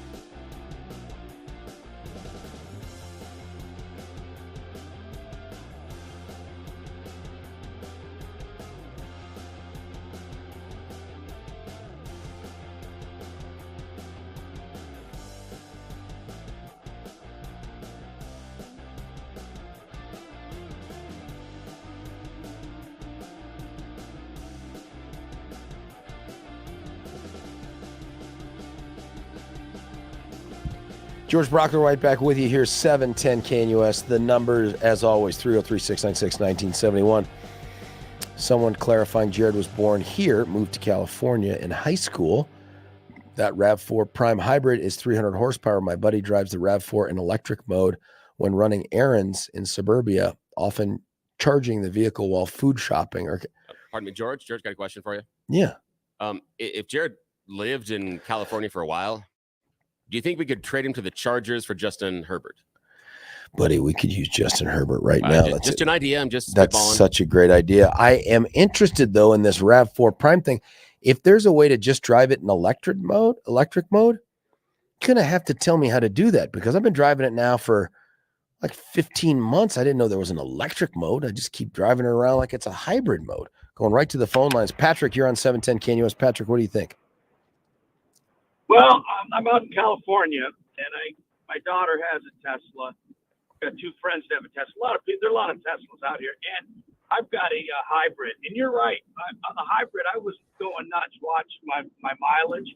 It continually goes down. I don't know what's happening to it. Yeah, what's that? I don't know. I mean, the temperature here is pretty constant, so I don't know if Philly steering works out. But I'll tell you about the Teslas. A buddy of mine had his Tesla batteries go out. $17,000 to replace his battery. My. I couldn't believe it. I talked to a Tesla repair guy. I guess it's kind of hard to get that license to do it. Yeah. And he verified it. Yeah. So, those electric cars aren't that great. But then my daughter and her husband love it. And I got another buddy who says that he'll never go back to a gas car. Really? But, really? Yeah. Did your daughter's I've car, got a friend Patrick, did she buy it? Did you buy it? How did she pay for it? She bought it. She and her husband bought it, and he commutes into LA a lot of traffic, and the car can drive itself practically, and of course no gas, and so they bought it. And I've got another friend that commutes from Palm Springs area into Pasadena. He has to work there like 3 or 4 days a week. He bought a Tesla and loves it. And he said he also has an Audi. He hates driving the Audi after driving the Tesla. How much was super expensive for your? That's what I was going to say. How much for your daughter? How much was the tax incentive a factor in them deciding to do that versus something else? I honestly don't know. Her husband really pushed to. That was kind of an issue with them. Her husband really pushed to get it. He spent his bonus money on a Tesla. She wasn't too happy about it, but now she likes it. But I don't know what the incentive was on it. But I mean, there's a lot of them out in California now. Did you you made the decision to go with the hybrid? Were you concerned about the range of the EV? Yes, but it's fine. I'll tell you what, I really like it. I like the hybrid. It's a fine car, but I've got regular cars too. But yeah, you have to learn how to drive them. I think when you're driving down the road, you have to kind of know when to push the gas, when not, when to get it in an EV mode, and I like to get up and go. It's pretty peppy. It'll take off, go pretty fast. It's like driving a golf cart sometimes. What's your sense of whether or not we should continue these kinds of tax benefits for people that purchase them? You think we ought to keep it going? I know it's a big deal in California. Or do you think we go the direction of Wyoming and say, no way? Go the direction of Wyoming. Now, here's what's happening in California. Okay, now, the state of California makes more money on a gallon of gasoline than the oil companies do. What? And the revenue is enormous. I don't know what California is going to do. I kind of have an idea of what they're going to do to replace that revenue. So the registration of the electric cars are going to be enormous. And then they're going to start charging everybody by the mile to drive on the road. So when you register your car, this is where it's going. They're going to see how many miles you drove, and then they're going to charge you. Yep. The usage thing. You're right. And this is how they're going to get. Landon talked about this. If you don't pay for gas, you don't help fund the highway. So they're going to go by that mileage thing. In fact, what I worry about, and Patrick, man, thank you for the phone call and enjoy Palm Springs, buddy. What I worry about is that they'll try to add both. They're not going to decrease or take away the gas tax. They'll just be like, well, let's just use a mileage tax as well. Terrence, you're on 710 KNUS. Terrence, what do you think? Good morning, George. Hey, Thanks sir. a lot for taking my call. Yeah. I want to make a comment that, this whole thing about carbon dioxide causing climate change is a theory. It's an unproven theory. There is no experimental data that supports the theory, so it's never been proven or disproven. Which theory? Well, the theory that increased concentrations of CO2 in the atmosphere are causing climate change. That has not been proven, is what you're saying. No, it has not been proven. It's a theory, and there's no experimental data that supports it. A couple of years ago, out at the Colorado School of Mines, Bill Nye, the science guy, made a presentation, and he's a big cheerleader for the CO2 carbon theory. And so I asked him, "Do you have any experiment that supports that theory?" And he said, "I have no data." So we're spending a lot of time, effort, and money on transitioning away from oil and gas, and there's no surety of outcome, and there's a huge burden on low income and rural citizens. My sense of this, though, is that most of the folks out there have long ago accepted that the fossil fuels and the burning of it have some sort of an impact on the environment without turning this into whether or not there's a, climate change or not. There's something to be said for these things in the atmosphere and the impact they have on them. Do you think that they have no impact, or just we don't know what the impact is? We don't know what the impact is. No one's ever done the experiment to determine. It's all based on a theory that was advanced back in the 1840s over in England. 1840s? Yep. My goodness. I didn't realize that. Tilden. Yeah, a guy named Tilden is the one who first Terrence, espoused this theory. Buddy, you know a lot about this, and thank you for the call. You hear the music, it means we're out of time. Listen, David, if you stick on, David's from San Francisco, this could be enlightening as well. And Terrence's line is open, 303-696-1971. Give us a call. I'm happy to continue the conversation. A lot more texts coming in as well. Stick around. It's George Brauchler on The George Show, 710 KNUS.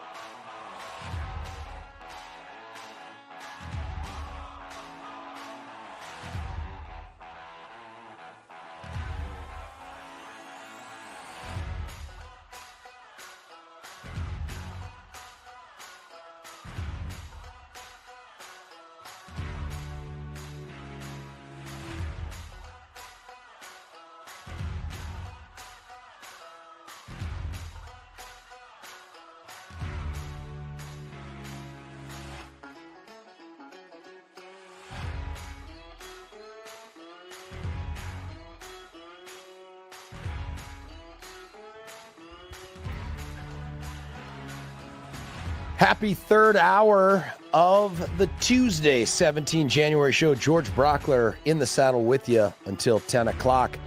I want to just reset the topic for you. In the last hour, we had on Representative Landon Brown. He is a member of the Wyoming legislature, and they have done something interesting.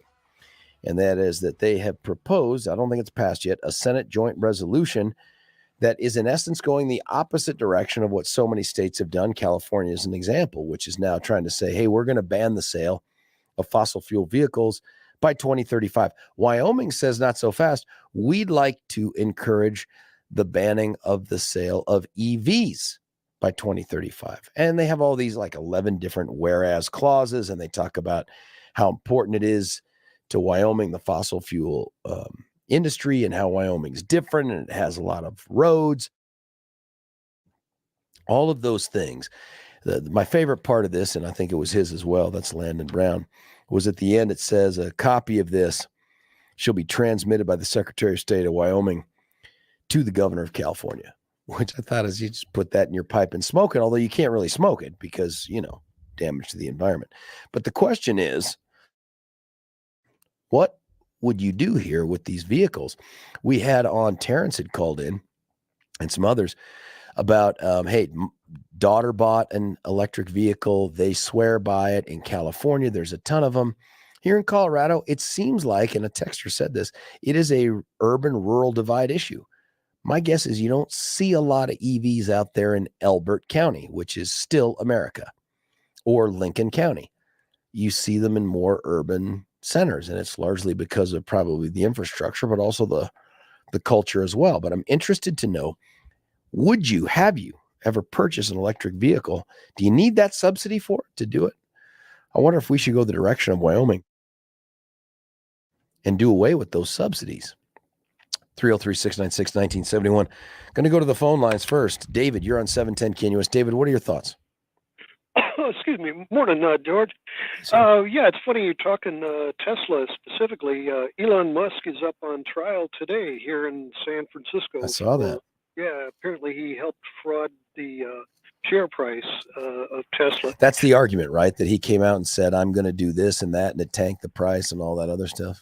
Yeah, and it's funny, this part of the subsidy that got talked about is, California gave him a huge amount of money to set up his shop in an old, I think it was, trying to remember if it was a Chrysler plant that was down in Silicon Valley. I didn't know that. And he built this Tesla factory, and then he skedaddled out to Texas when it came time for him to start paying taxes. So he's kind of a welfare cheat as it goes. But I heard that discussion about the cost of the batteries. Yeah. And that's an easy one to refute. The average battery should last somewhere between 22 and 37 years. I haven't heard them say that, though. I haven't heard Tesla say that. If you look on, just do a Google search, how long does a Tesla battery last? There's a question up there, do Tesla batteries only last 10 years? On Twitter, Elon Musk explained that Tesla car batteries should last 300,000 to 500,000 miles, or 1,500 battery charge cycles. That's between 22 and 37 years for the average car driver who drives about 13,500 miles per year. So, what did somebody say that it's $17,000 to replace a battery? Yeah, right. But after 37 years, after 20, let's give them a break. After 22 years, that should be about right. I think the other issue, though, David, was what do you do with the battery when it's gone? One of the things that Representative Brown talked about was, hey, you've got to come up with new dumping sites, new waste sites to put these in because they're not biodegradable, that you can't treat them like anything else because of the rarefied minerals and all that other stuff. What do you do? If somebody's got some rarefied minerals, that means they're worth something. And it's funny you mentioned that. I'm originally from St. Louis. And back in the 1960s, when Rachel Carson wrote her book about Silent Spring, where all the pollution would build up and eventually there wouldn't be any critters, you'd just have a silent spring. Right. Well, the Chamber of Commerce in St. Louis took that seriously. And they were looking at the big polluters in town, and they were trying to figure out a way that they could actually use market forces to deal with pollution. So a lot of the polluters were just dumping stuff in the river, or pouring it in the sky with no scrubbers. The Chamber of Commerce said, wait, capture it, and then you can sell it as a raw material to some other company. And so the companies looked at it for a while, and the Chamber of Commerce, at the time they called it the Regional Commerce and Growth Association, RCGA, and they were going to come up with an auction for auctioning off pollutants, and that they could be a sort of a silent intermediary, and they wouldn't disclose what company was dumping it, they wouldn't disclose which company was buying it, and the company still didn't want to do it because they were afraid of trade secrets. In the manufacturing process, if somebody knew what your pollution was, they could reverse engineer it, and then they could, make a bootleg of your product. And market forces doesn't work when it comes to pollution. So, so David, do you want us to continue to offer these tax subsidies for this? Why can't it compete with the other cars?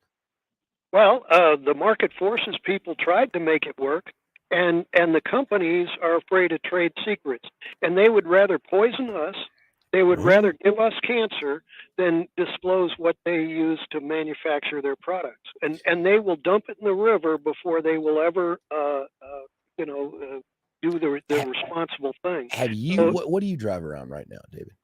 I drive a bicycle. I refuse to drive a car. I live in the city, and so if you know how expensive a parking ticket is, and how many hours you've got to spend finding a new parking spot, it's just not worth it. But out there in the country, I used to live in Grand Junction. I would own an electric car without an effort. I had diesels out there. Yeah, but diesels, someone texted in, they're trying to do away with diesels. They're trying to outlaw diesels.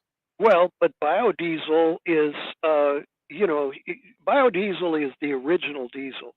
150 years ago when diesel was invented, it was garbage water. It was all vegetables. It was simply garbage water. And I'm trying to remember Diesel's first name. I think Dr. Diesel invented this garbage water soup that would be able to be used in a car. And when Rockefeller started drilling oil in Pennsylvania, they made a petroleum diesel.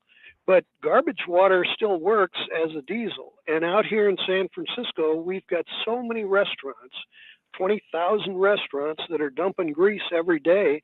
They've actually got a refinery out here that makes biodiesel for the bus system. And so cut to the chase though, David, sounds like you don't have a need for a vehicle given where you live.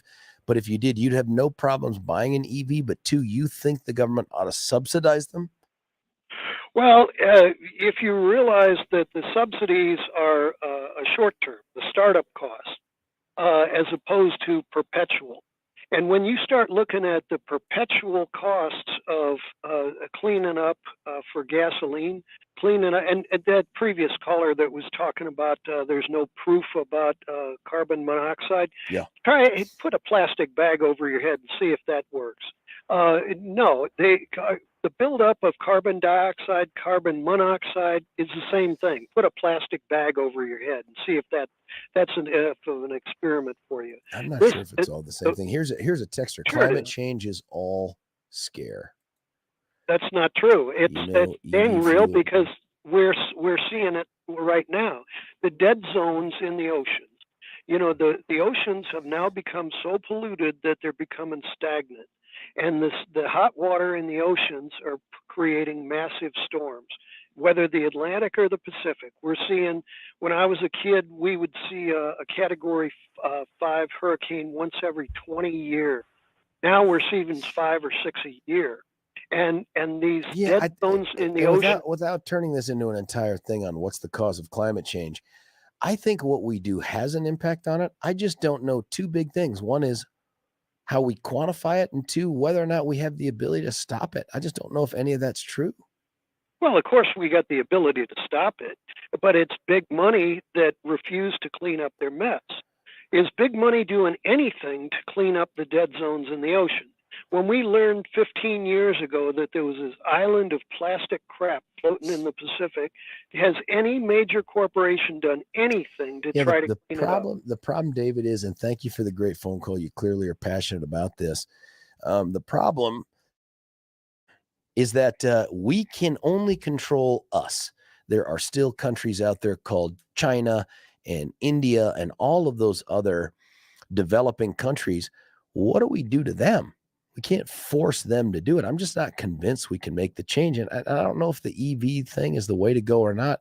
I'm interested to know what these graveyards of batteries are going to look like. Here's one. This guy doesn't know what he's talking about. I don't know. He sounds like he's well-read. You have a San Francisco liberal as a listener. The fact that he doesn't drive a car is all you need to know. It is interesting that he's in a city. I presume he has to navigate that bike in and around the homeless because they're everywhere around there. What about China and India? That's a great point. Geoengineeringwatch.com. I'm not sure what that is. Do not like hybrid, live in the foothills and unable to downshift the car when going down through Indian Hills on 285 like I can with a gasoline car. That's a control issue. That's a power issue. Ron, you're on 710 KNUS. Ron, what do you think? Hi. Hey, my neighbor, him and his wife, they're retired medical people. I think he's a doctor. Moved here from Minnesota about 5 years ago. Yeah. He bought an electric vehicle. His son's a financial advisor, and his son, I can tell he tells his dad or his parents exactly what to do. They bought a second home in Breckenridge, drive back and forth, and he got a Volkswagen electric just as soon as they were available, and he's getting a $10,000 rebate, and that was a major incentive for him. But what's interesting is he took a long trip to Minnesota, and he checked where all the charging stations were, and he bought the adapter because you got to have an adapter to use a Tesla charger and stuff. And he said it took him twice as long as he should have taken. The upside I thought was humorous. He said, I met a lot of nice people while I was sitting in restaurants and cafes waiting for that thing to charge. The next trip he took his son's Toyota van and gave his electric car to his son to drive around town.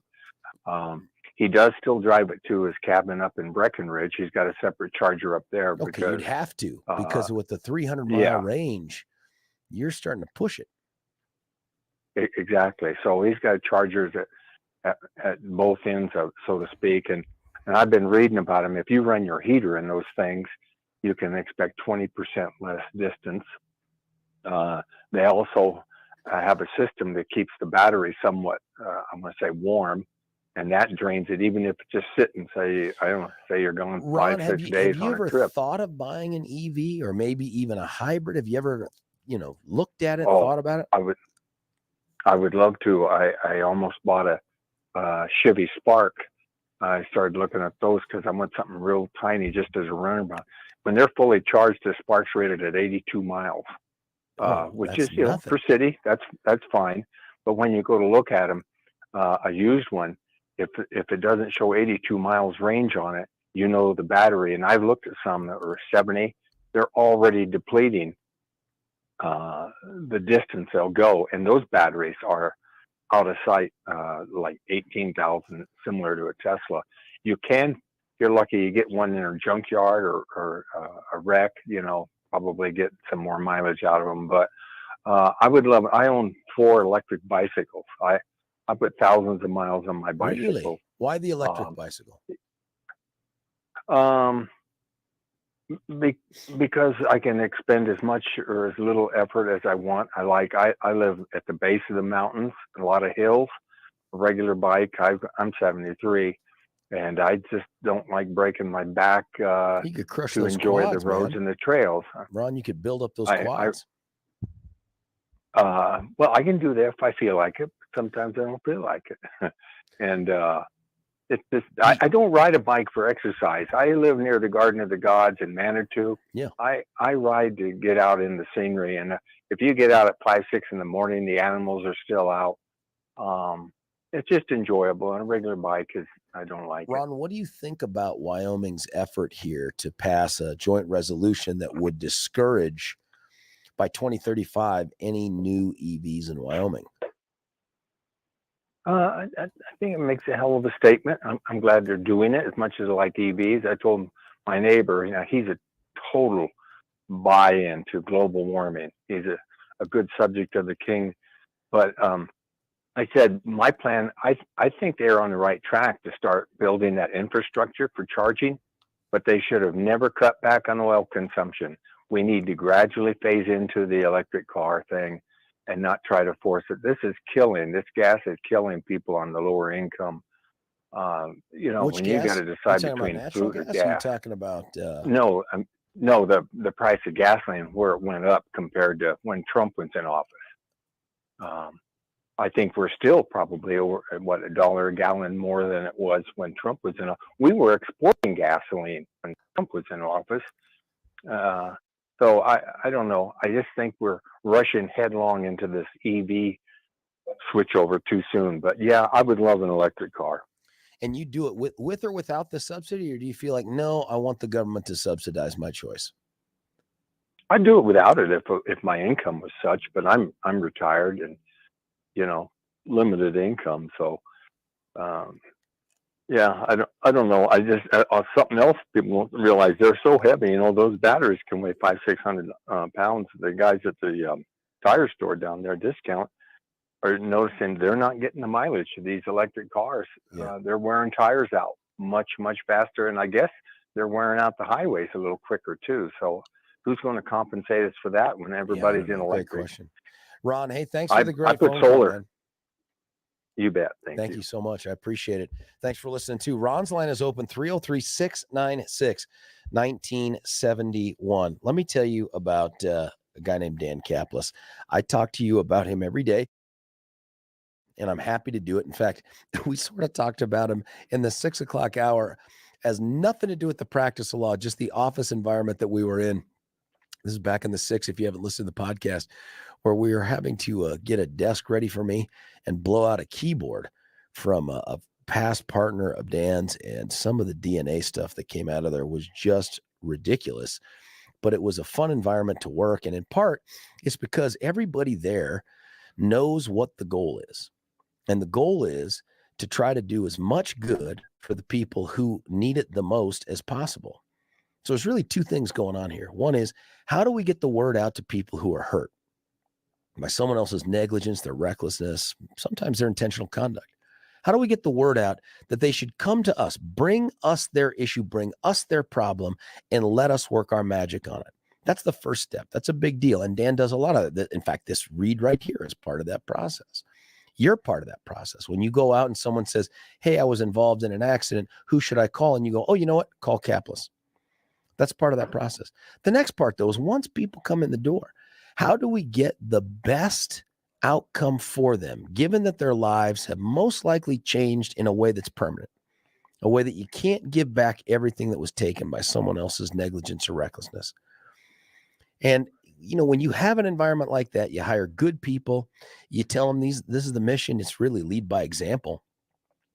You have a place that everybody wants to come to work every day, and they want to do good stuff, because they know at the end of the day, the bottom line is not dollars. The bottom line is doing good. And I don't mean doing well. I mean doing good, like Superman does good. And we got to do that. I got to do that for the couple of years I worked for Dan before I left and tried my crazy hand at some political stuff. But along the way, we really knocked it out of the park on some cases. And it was because the focus was, how do we do the best for our clients? And so if you're interested in that kind of a firm, that kind of an approach, not a firm that's like, we're trying to get in as many cases as we can so we can turn around and settle as many. That's not Dan Caplis. That's not his firm. Reach out to him at dancaplis.com. Caplis is Caplis, dancaplis.com. Talk with him, talk with Bobber, talk with any of the other superstars they have on staff, and they'll get it done for you. You can also call them at 303-770-5551, 303-770-5551, same number we've had forever. It's Dan Caplis Law, dancaplis.com. When we come back, more of your texts, they keep coming in, and give us a call. Ron's line is open, 303-696-1971. George Brauchler on The George Show, 710 KNUS.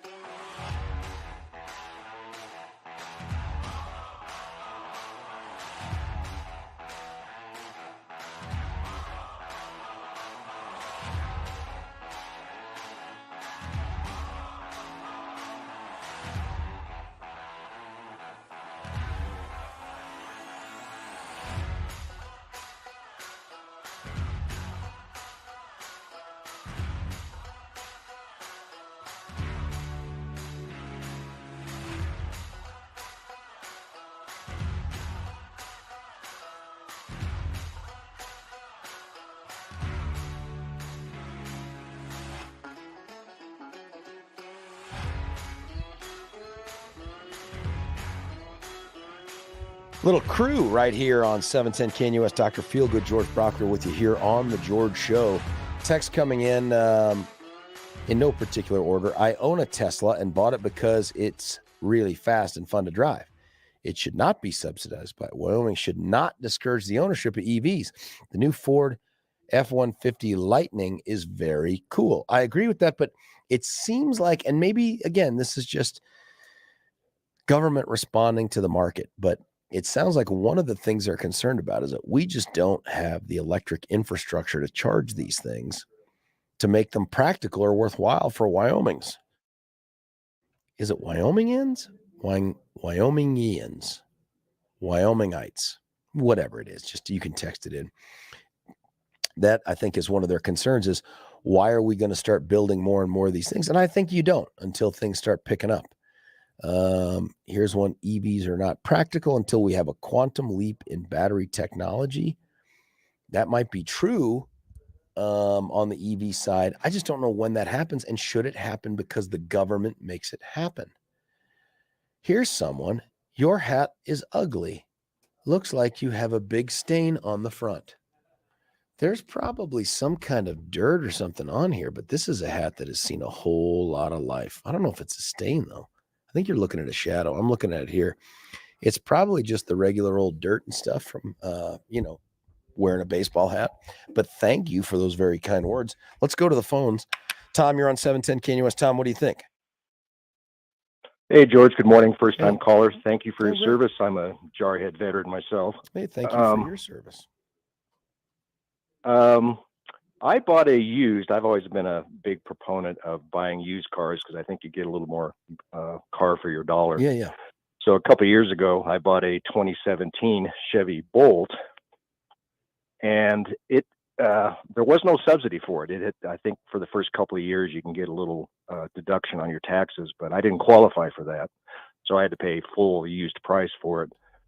But I love it. I mean, I think it's fun to drive. It's quiet. It's What kind of range? What kind of range you get there? About 250 miles. About a year ago, I drove it. I live in Broomfield, and I drove it all the way down to Lamar. On one charge. Had a little bit of range anxiety, but I made it. And there happened to be a fast, somewhat fast charging station near the hotel I was staying at in Lamar. How So long I does could it charge take it up you to overnight charge and that was thing? ready to go the next day. How long does it take? It'd take about 8 hours on the level 2 charger. If you get a fast charger, which is very rare to find, it can take maybe, I'm not sure, but less than an hour, I think. Now, are you satisfied with it to the extent that you think, man, everybody ought to do something like this? And it's really in reference to that Wyoming legislator that I had on who said, hey, we're going to start to discourage folks from getting these EVs. What are your thoughts on that? Well, I tend to lean toward the free market libertarian side of things as far as economics go. I don't really think there should be any subsidies for anything, including the oil and gas companies, because they get a tax break too. I'd like to see a level playing field and let it play out that way. Well, I've said the same thing. I don't want to see oil and gas get any subsidies either, and I'm sure that they do. When you think about, hey, when this thing comes to an end, the Bolt, and I've got to turn it in somewhere, that battery is not something that they can like recycle. I'm not so sure about that. I thought they could. One of the things that's in this maybe I'm wrong. legislation, well, and it was that you have to have a special kind of landfill for these things because they're not, I don't know if any battery or engine is biodegradable, but that they're special because they have some of these rare earth minerals in them. And David had said, hey, well, that makes them valuable. Maybe, but it also makes it harder for them to be absorbed by the planet. The other thing I read, and someone sent me a text in here about this, was that the blades on those big spinny wind turbines that they have all over California, those things end up in landfills too, and they don't break down. They do not dissolve. Does that make any difference, you think, in the analysis? I would rather go with solar or even nuclear. If we get fusion working, we can use that. Of course, that's 20 or 30 years down the road, but eventually we'll have a way to employ earth-friendly methods for charging up these batteries. And Tom, do you think we can make a difference in a positive way on the climate change that's going on? Oh yeah, yeah. I mean, we're gonna have ways of just being much more efficient as far as using the energy that we need, and it can come, like I said, it can come from nuclear. Bill Gates is starting a next generation nuclear reactor up in Wyoming, as a matter of fact. His TerraPower company that he's experimenting with the new modular reactors that are much safer and better for the environment. I just wonder if any of that affects the climate. Honestly, like I think we can have an impact on the climate negatively. Sure. I just don't know how much, and I don't know if it's reversible. I don't know what, you know what I mean? Like, I'm not convinced that anybody knows that. We've just decided that we're going to do everything we can to try to get government to convince you and I that we can't do fossil fuels anymore, because that is the bane of the existence of all the climate change stuff. I'm just not convinced. Well, do you believe climate change is real? Yeah, of course. Yeah. Oh, okay. Do you think it's too late to do anything about it? I don't know if it's too late, but that's the question that sort of gets me is, are we responsible for climate change? Or is climate change something that is just part and parcel of the planet? And do we have an impact on it? What percentage of that impact is? Like, the climate would never stay static. If we never invented a single motorized Right. vehicle, it was never going to stay static. Well, the reason I believe in climate change is it's happened. It may not seem fast to us, but the average global temperature is increasing much faster than it ever has before. Now, there can be sudden changes to climate as a result of a cataclysmic event. And I'm thinking specifically, you can ask the dinosaurs this, an asteroid strike that cooled off the planet and the dinosaurs died off quickly. The other cataclysmic event that can cause rapid climate change is a volcanic eruption, huge volcanic eruption. I think there was one year in the early 1800s that was called the year without summer, because there had been a huge volcanic eruption in the South Pacific, I believe. It wasn't Krakatoa, but it was a volcanic explosion that just put so much dust into the air that for that year, there really was no summer in the northern latitudes. That has nothing to do with us, though, right? I mean, those are things that happen independently. No, but what I'm saying is that climate can change very quickly as a result of a cataclysmic event, but otherwise it's just more to the wobble in the Earth's axis as it rotates. As we go around the sun, we can have changes in climate that take thousands of years to occur. They're very slow generally, but you can just look at the graph of the average Earth temperature, and it's going up pretty rapidly in geologic and historical terms. So I think it is happening, and it is a result of the CO2. Yeah. What's that? Yeah. And that's the conclusion then, that it must be us. We're the change. Just the measuring the CO2 in the air. I mean, we were warned about this back in 1988. I think the climatologist that warned Congress in 1988, James Hansen, he said there's a spike in the CO2 levels in the atmosphere, and if it continues, the Earth is going to warm historically in rapid fashion. Tom, man, thank you so much for being a first-time caller and a listener. Obviously, Tom knows some stuff. He's read some stuff. What do you think? 303-696-1971. Would you get an EV? Have you gotten an EV? Love the story about the used Bolt. Let's go right back to the phone lines. Frank, you're on 710. What do you think? Well, I think I don't like the Communist Party of America telling me where to spend my money. And, I think also that people are sheep, because they line up behind these people without any real data. And here's the thing too, just to ding my favorite president, President Biden. I voted for Jimmy Carter in '76. Wow. Because Jimmy Carter's a nuclear engineer, and he was going to get us on nuclear, and that's after the two oil embargoes. I think it was 72 and 70, whatever it was, where the oil embargoes, where we had to sit in line for gas and everything. And he was going to get us on nuclear. Guess who talked him out of it? Who? President Poopy Pants Biden. Huh? Because that was his first year or two in the Senate or House, but no, he was senator, I think. And he talked him out of it because he wanted to support the coal miners in Pennsylvania. And hence we have no nuclear at this point. And now people are looking at it again. And of course, there's a bunch of sheep out there saying, well, what about 3 Mile Island? Yeah, oh my God. Yeah. What about, But Frank, give me a friggin' break. Are folks that are interested in these EVs and stuff, are they sheep, or are they folks that you could say, look, I get it. They're trying to find some cheaper way to get around. I'm interested in one. Are you? I'm interested in one. Tell me why. Just because, well, I think, in a very narrow functionality, I have a friend who just rented a Tesla to get back from Chicago after the airline issues. Yeah. And he had to stop every 150 miles to charge up because it was cold. Yeah, see, that sucks. It's just not ready. It's not ready for prime time for me. I'm not saying it never will be. Electric was the norm back in 1880s, 1890s, and it all changed when they discovered, during the Teapot Dome or whatever that was, and in Texas they discovered oil, and it all changed. So I'm not against electric. I just don't want the Communist Party of America telling me what to do. Well, then what do you think about the subsidies? They don't have a clue. What do you think about the subsidies? Exactly. Absolutely. Even Elon said, drop the subsidies. We don't need them. It's stupid. That's Subsidies interesting. don't work.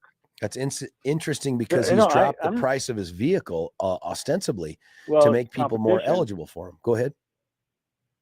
Well, competition, even on some level, competition always comes into play. Even in communist USSR, the price of vodka was determined by the market.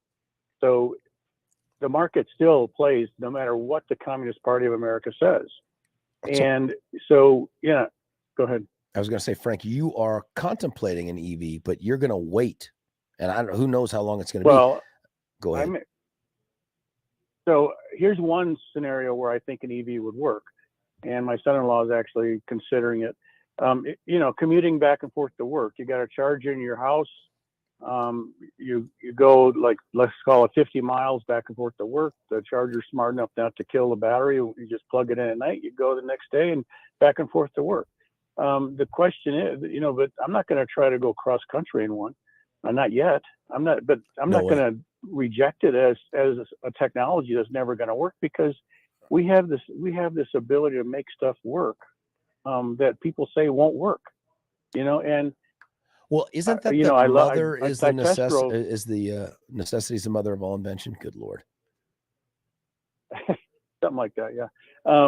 I drove the Mercedes version, and it was a fabulous car. I loved it. The funny thing was, after the test drive, I had to, I also have a Mercedes gas car, and I had to stop and get gas afterwards. I looked at my son-in-law and said, man, this is a pain in the butt to stop these gas stations.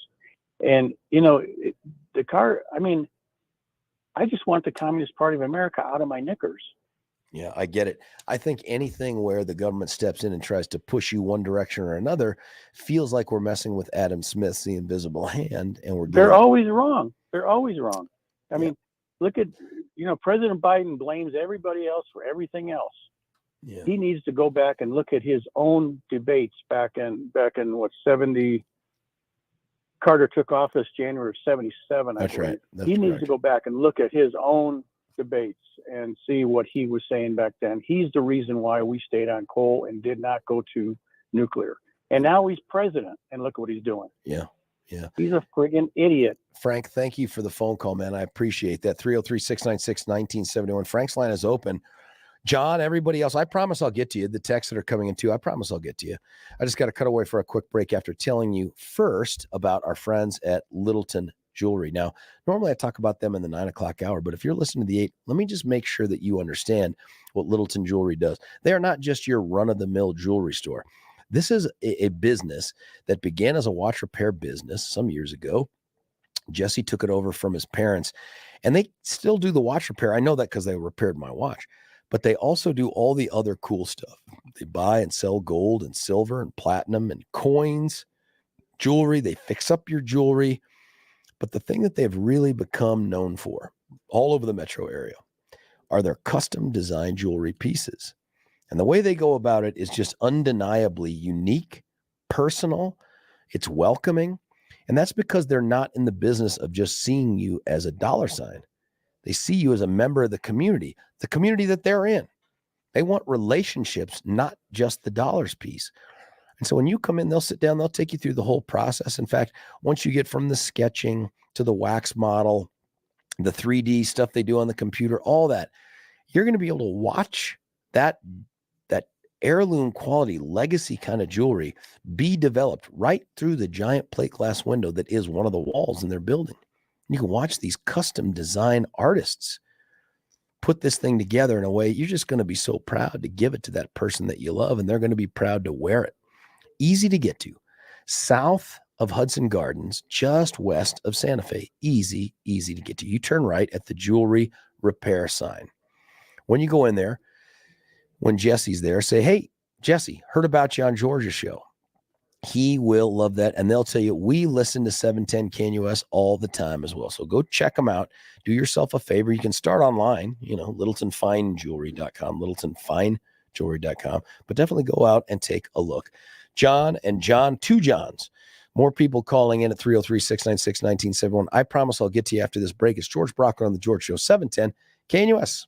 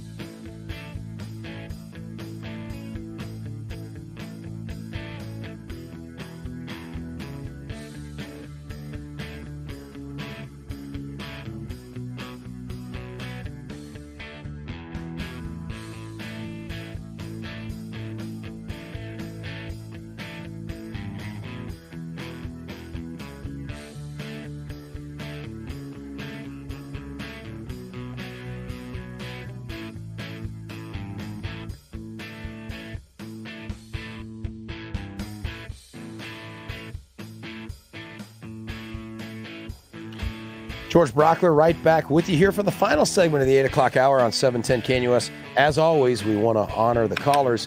John, you're on 710 KNUS. John, what do you think?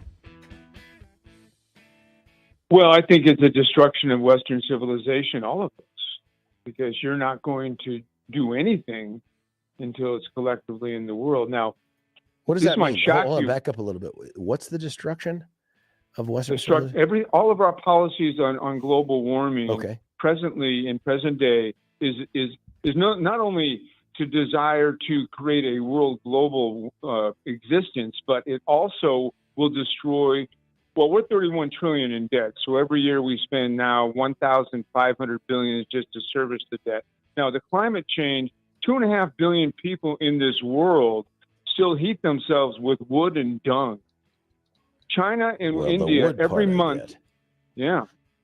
85 to 90% of Africa, they don't have electricity. You would think that the people that care about people, why don't we give them electricity before we start really doing what we do now? Now, China and India for the next 30 years will build a coal-fired plant every month.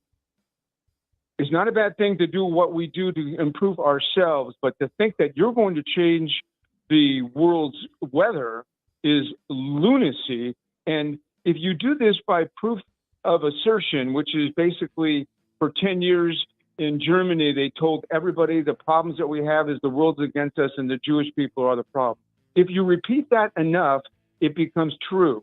It became true in 2016, and now it's true with global warming. If you tell people this is your every sense single of it, though, day, John, you don't think the climate is changing?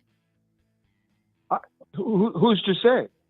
Well, I guess scientists and people that measure stuff like climate. Right. Scientists also told me that it would be a light winter in California.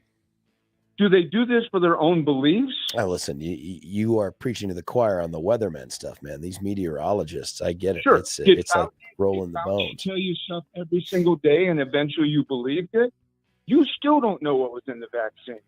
They tell yourself by proof of assertion. But hold on, every John. day. Billy brings up a good point, and that is, when we were growing up, I imagine you too, there was a tornado alley.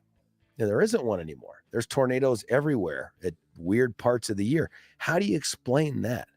Is that we're a dot on the map? We're a dot on the map over the duration of people on Earth. But but isn't that climate change? I'm not suggesting that you have to sign up for the fact that we caused it all. I'm just saying, isn't that climate change? If it is, if I give the benefit of the doubt, at what point do we think of ourselves? Huh? What does that mean? I mean, I think you're destroying Western civilization. And in the process, it was done by proof of assertion every single day. Listen, the educational system now has control of your country. Only 16% of... But John, are you saying that based on that, you don't believe there's any climate change? I don't know. Buddy, come on. You but can basically, see it. I mean, people can see it. Well, Miami's going to be underwater in 10, 15 years, No, they said that 30 years ago. Yeah, I'm just... And every time it doesn't happen, we advance it another 10 years. We have done more to improve our health in this country. I think we're back to 1992 emissions, but everybody wants the entire table turned upside down. And at the same time, it's not going... If I say, yes, climate change is real, how are you going to fix it when 2.5 billion people I mentioned and coal-fired plants being built? See, China and India have to build coal. You know why? They have 1.5 billion people. Yeah, they got a lot of people. They got a lot of people. So you're going to let them starve?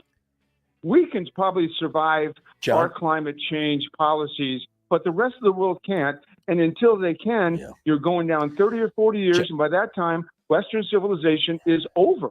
John, good points to be made. I'm not sure I agree with all of them, but it does sound like you're read up on the topic. John, you're on 710 KNUS. I don't have a ton of time left, but it's all yours, my friend. Okay. I remember in the 70s, I was just a kid, 9, 10 years old. Cars lined up at gas stations in Los Angeles. Then they run out of gas. Then people start shooting each other to get up there, get a little bit of gas that's left. The world was going to run out of gas back then, they said. And by golly, we wound up with more gas than we know what to do with. More oil, I mean. Climate change. Sure, I believe in climate change. Climate change is every minute of the day. No, Temperature but change, I'm it's talking all about more climate than that. change, I'm you know. talking about I bigger realize changes. this. In the whole scheme of things, from the beginning of time till whenever the end of time is going to be, how do we know what climate change really is? How do we know if we are affecting it or not? We must be pretty pompous idiots to believe that we are the ones creating the world to change its climate. I don't know if it's pompous, but if you're measuring changes in like Billy's example of Tornado Al, if you're measuring changes in that, or the 20-year drought that we're in Colorado, I mean, those are definite climate change issues. Are we the ones creating it, though? The world changes its climate every. In the whole scheme of things, how long have we been measuring the temperatures of the Earth? I don't know, buddy. As long as we've been measuring the temperatures of the Earth, we don't know about how the natural things go on the face of this planet. We've only been here just a speck of time. In the whole scheme of things, we've just a little. John, I agree with that, but I'm not convinced that we can't have some sort of a negative impact on our climate. I just don't know and thank you, John, for the call. I don't know what the quantity of that is. I don't know if it's reversible. I don't know if we have the ability. I don't know those things, but I do believe the climate's changing. Just a question of what do we do about it? Hey, listen, when we come back, we're going to be joined by Jake Fogelman. He's going to make us so much smarter on all those issues we talked about yesterday on energy. George Brauchler, George Show, 710 KNUS.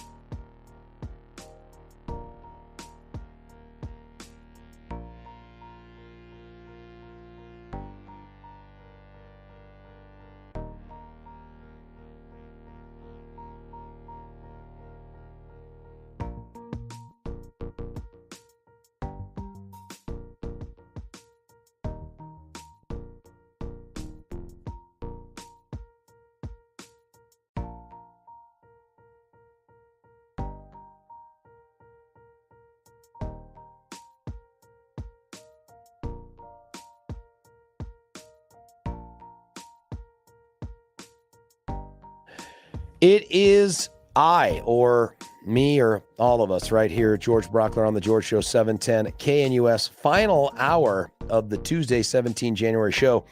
Given the predictions for Snowmageddon coming in, probably also evidence of climate change, for sure it sounds like no matter what happens outside with Mother Nature, Billy will be here in the building. There's a chance that I won't be. There's a chance. We just got to get some things going. But either way, we're going to be on the radio tomorrow.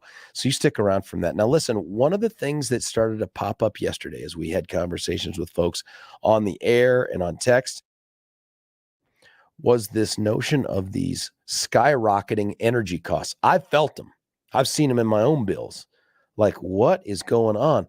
And I thought no better person to bring on board than someone from the Independence Institute to talk about energy, and nice enough to take some time out of his busy day, Jake Fogelman. Sir, thanks for joining us. Hey, thanks for having me. Now, Jake, you and I have not done this before. Your predecessor and I did. Were you told that you have to adopt some type of an Australian accent to have the conversation about energy?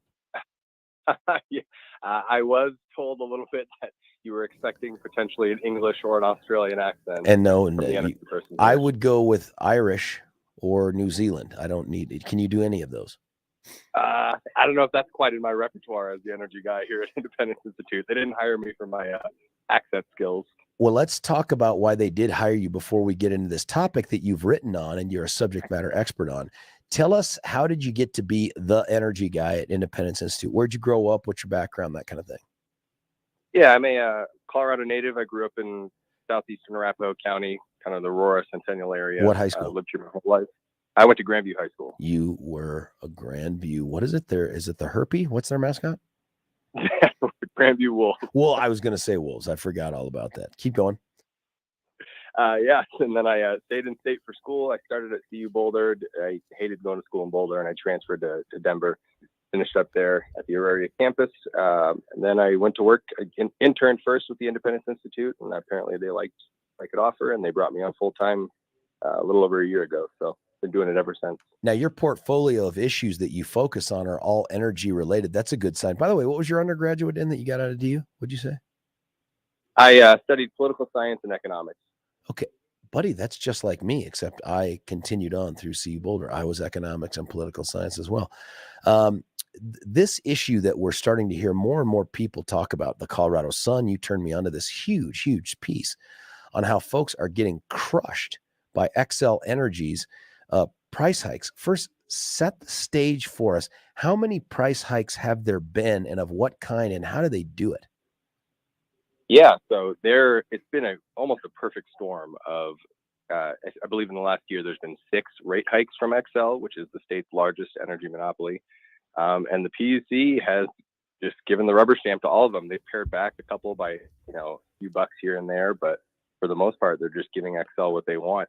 Why are they doing that? Well, there's a combination of factors. A couple of the rate hikes, especially for on the gas side, because Xcel serves folks directly with gas and electricity as well.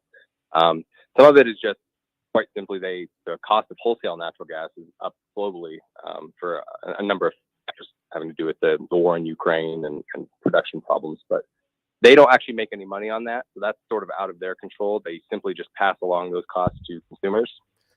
But other rate hikes, both on the electricity side and the gas side, are a result of public policies. A lot of this comes from the state legislature requiring Xcel to do certain things in the name of fighting climate change and the so-called clean energy transition. And those things aren't free. And so customers have to see that on their energy bills. Talk about some of those things. Sure. So, for example, this rate hike hasn't taken effect yet. But Xcel, like I just said, has requested 6 rate hikes in the last year or so. They're actually before the PUC with another rate hike for electricity rates. I think they want about $312 million. They submitted their rate hike request last month. It hasn't been approved yet. But this specifically is to help expand the electric grid to meet the new demand from renewables, because renewables are far more dispersed than our traditional fossil fuel plants. So you need to build out a lot more of the grid in order to get the power from where it's generated to where it's consumed. does Xcel push back on any of these suggested policy changes by the legislature? Or do they just do what they're told? I mean, are they embracing this because it does better for their bottom line? They'll push back around the edges when they feel like there's some reliability issues. They have a vested interest, obviously, in being a reliable utility. But in terms of building out all these new, renewables or electric grid, they're more than happy to go along. It's actually in their interest under the energy monopoly model that we operate under in Colorado and several other states as well. These utilities only make money when they build things. So they have to go to the PUC and request to build something. And if they're approved, they get to recover the costs of that investment plus a guaranteed, 9 to 10% guaranteed profit on top of that. So they're more than happy to go along with whatever the legislature comes up with. Now, you talked about this public policy and it's sort of this monopoly we've allowed them to have. Tell us how that puck works. Yeah, so under the sort of a grand bargain that we strike with utilities is that we allow them to be a government-sanctioned monopoly where they get a designated territory with no competition. And in exchange for that sweet deal, they have to agree to be regulated by the Public Utilities Commission, which is 3 commissioners appointed by the governor, and they are in charge of superintending the utilities investments and making sure that they charge, quote, just and reasonable rates. That's in their statutory mandate. That has to be just and reasonable rates. Listeners can be the judge if we're getting just and reasonable rates, but that's in theory how it's supposed to work. So when Xcel goes to the PUC, do they ever say no? I can't think of a single rate hike that they've fully denied. There are times when they've pared it back. For example, there was a natural gas rate hike earlier this year to recover a bunch of costs from that winter storm Uri back in 2021. Xcel had to buy a ton of natural gas during that because it was colder than they expected, and the wholesale price of gas at the time was just exorbitant. The Xcel went in there requesting $508 million, and the thrifty PUC commissioners only let them recover $500 million. So they took $8 million off of a $508 million. Nice. So that gives you kind of an idea of what we're talking about. Yeah, here. they took the tip away. Who are the members of the PUC and how can we influence them? Yeah, so they're not Colorado. We don't elect our PUC commissioners. There's about a dozen or so states that do. Ours are directly appointed by the governor and then confirmed by the state senate. Currently, the chairman is Eric Blank, a Polis appointee. There's Megan Gilman, another Polis appointee, and then John Gavin, who is a Hickenlooper appointee, who's, I believe, leaving the commission as we speak. So we don't have a ton of say. It's sort of an indirect say that the voters have based on who they elect governor, unfortunately. You talked about how some of the pass-through rate hikes on gas are things that Xcel really doesn't have anything to do with. These are global market things. And you had mentioned that there were 2 things that were impacting the global market for gas. One was the war in Ukraine. The other was, you said, was it extraction or production problems? Yeah, so there's been a whole confluence of the gas industry is not spared from the same supply chain issues that have plagued many industries, right? Whether it's labor, whether it's building out pipelines, sufficient pipeline capacity in certain markets. So all of these things have a sort of an additive effect in driving up the cost of production. The regulatory environment also has an effect on that as well. So there's just a number of things that can help drive up the cost of producing natural gas right now when it's in super high demand. Well, the war in Ukraine, what percentage, if you had to put a percentage on it, of the increase in the price of gas is related to that? Oh, you'd have to give almost a lion's share to that. We went from a scenario where, Europe was fairly self-sufficient in obtaining gas, usually for foolish reasons. They were reliant on hostile foreign powers, but for the most part, they were getting it from that continent, not from us. Well, now, because they've decided to cut off the Russian supply of gas, American consumers are now competing with European consumers for the domestic natural gas production we have here in the United States. And when demand is that high, when we've added almost an entire continent to consumers, that obviously is going to spike prices, especially during the winter months when gas demand is at its highest. Is it your sense then that this thing is going to remain an issue until that war is over, or is there some other fix? And also, if you're a natural gas producer, are you like living high on the hog right now? They are, but they're also being fairly reserved with the windfall that they've seen from this war because they kind of lost their rear ends during COVID when everything shut down. Right. A lot of them were really leveraged with debt because they were focused on expanding production, and then demand dropped to almost zero overnight. So they're sort of digging themselves out of the hole right now. So it's not all sunshine and rainbows for them. But yeah, it is my sense that this is a problem for at least the next couple of years. Oh my goodness. What impact do you think are Xcel's green policies that you talked about, the legislature pushing on them? What percentage of the increase in these prices is attributable to that? It's tough to say, give an exact price, because it's sort of been a death by 1,000 paper cuts sort of phenomenon here, where they'll just propose a small fee to help recover, costs for some program that they're going to roll out to help consumers install heat pumps, for example, in their house, right? And they say, oh, that'll only affect your bill by 50 cents each month. And you say, oh, that's not too bad. But you get that same phenomenon over and over and over and over again, and it adds up over time. And I think customers are just seeing that perfect storm now. So it's tough to give an exact percent, but I'd say it's a decent chunk of the responsibility. We're talking with Jake Fogelman from the Independence Institute. He is all things energy. What's the way forward here? The way forward is for customers that are rightfully PO'd about the extent of their energy bills every month can reach out to a few folks. One, it comes down to voting, right? All these things, the buck stops with the state legislature when they enact these policies that Xcel is happy to go along with. But two, there are a few things you can do. You can contact the Office of the Utility Consumer Advocate. There's actually a state position of someone who's supposed to be going up against the monopoly utilities when they request more money for their projects, whatnot. So you can reach out to them, let them know that you're struggling, and see if they can fight back. That's pretty much your only option, because it doesn't look like the PUC is going to do anything about it. What kind of impact has all this stuff had on bills? Now, I went through that Colorado Sun article. It was a good one, but is there some average percentage increase that everyone's going to feel? Yeah, I believe on the gas side, since I think it's 25%, gas bills increased 25% in the last 2 years. Some of that, like I said, is just a reflection of the volatility in wholesale gas prices, so that might stabilize a bit. But it's a pretty substantial percent that folks I've been hearing nonstop for the last couple of weeks from folks saying that their gas bills have doubled, tripled almost, and they don't feel like they're using that much more gas.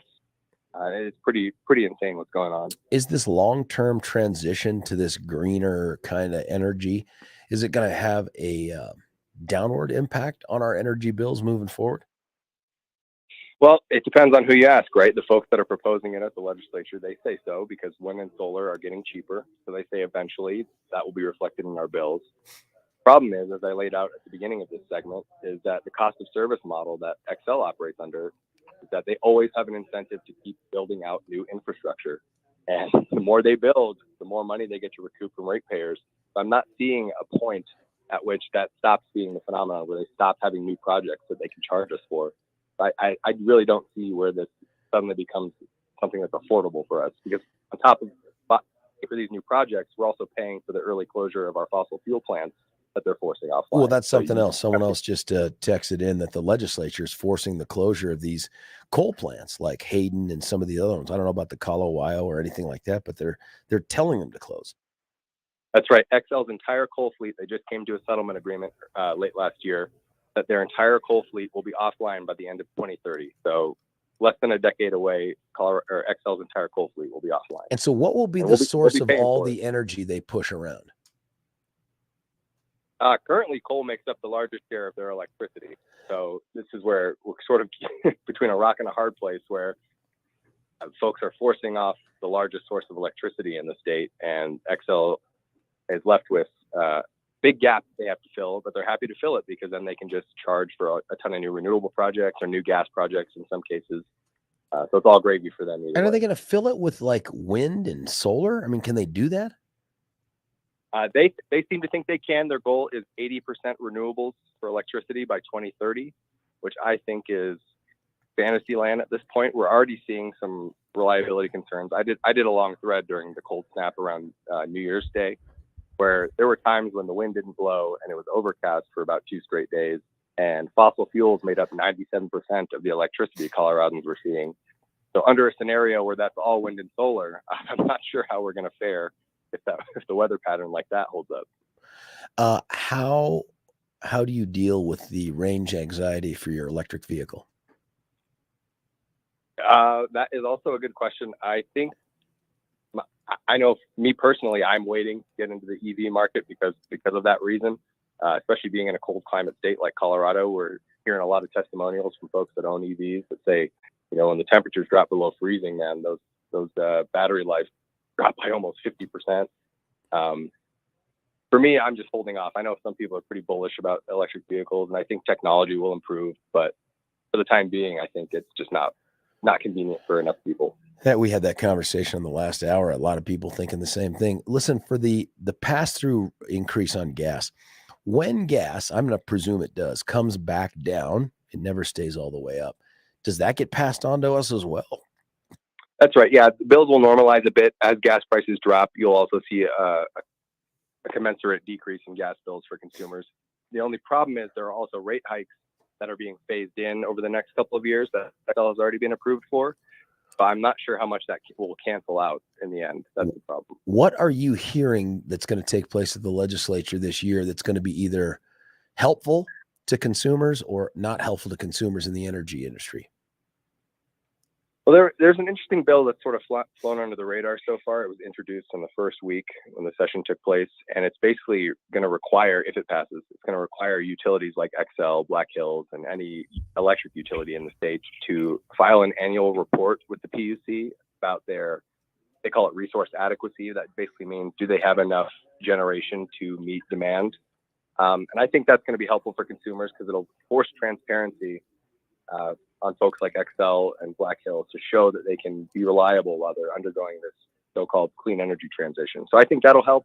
In terms of cost-saving legislation, I don't see anything on the horizon, unfortunately. I think we're just kind of where we are for the time being.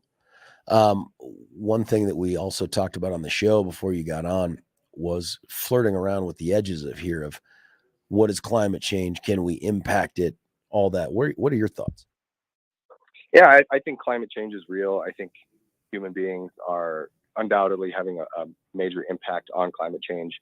I try to tell folks on the right side of the aisle when they think about this issue, think of it like the free market, right? If for decades on end, you have human interference in the free market, that's going to have an effect. And that's sort of the way our climate ecosystem works, if you think of it in an analogous way, where we're constantly pumping, whether it's carbon, which is what climate's all about, or just pollutants in the environment for decades on end. I think there's no question you're going to have an effect. Now, that doesn't necessarily mean that, there's carte blanche to just reorient our society, dismantle capitalism or whatever. That's the concern, right, Jake? Especially when you're working for IIUC. This is government's excuse to say, hey, now we get to tell you how to live.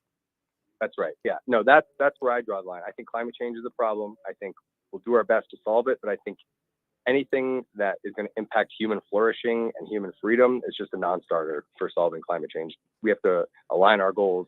It's sort of how natural gas helps decarbonize. The largest source of decarbonization in the country over the last 2 decades has been from a market transition from coal to natural gas, which has halved carbon emissions, but it also made human beings' lives better. I think that's the only sustainable solution. Where do you come down on the idea of these subsidies for these EVs and whatnot?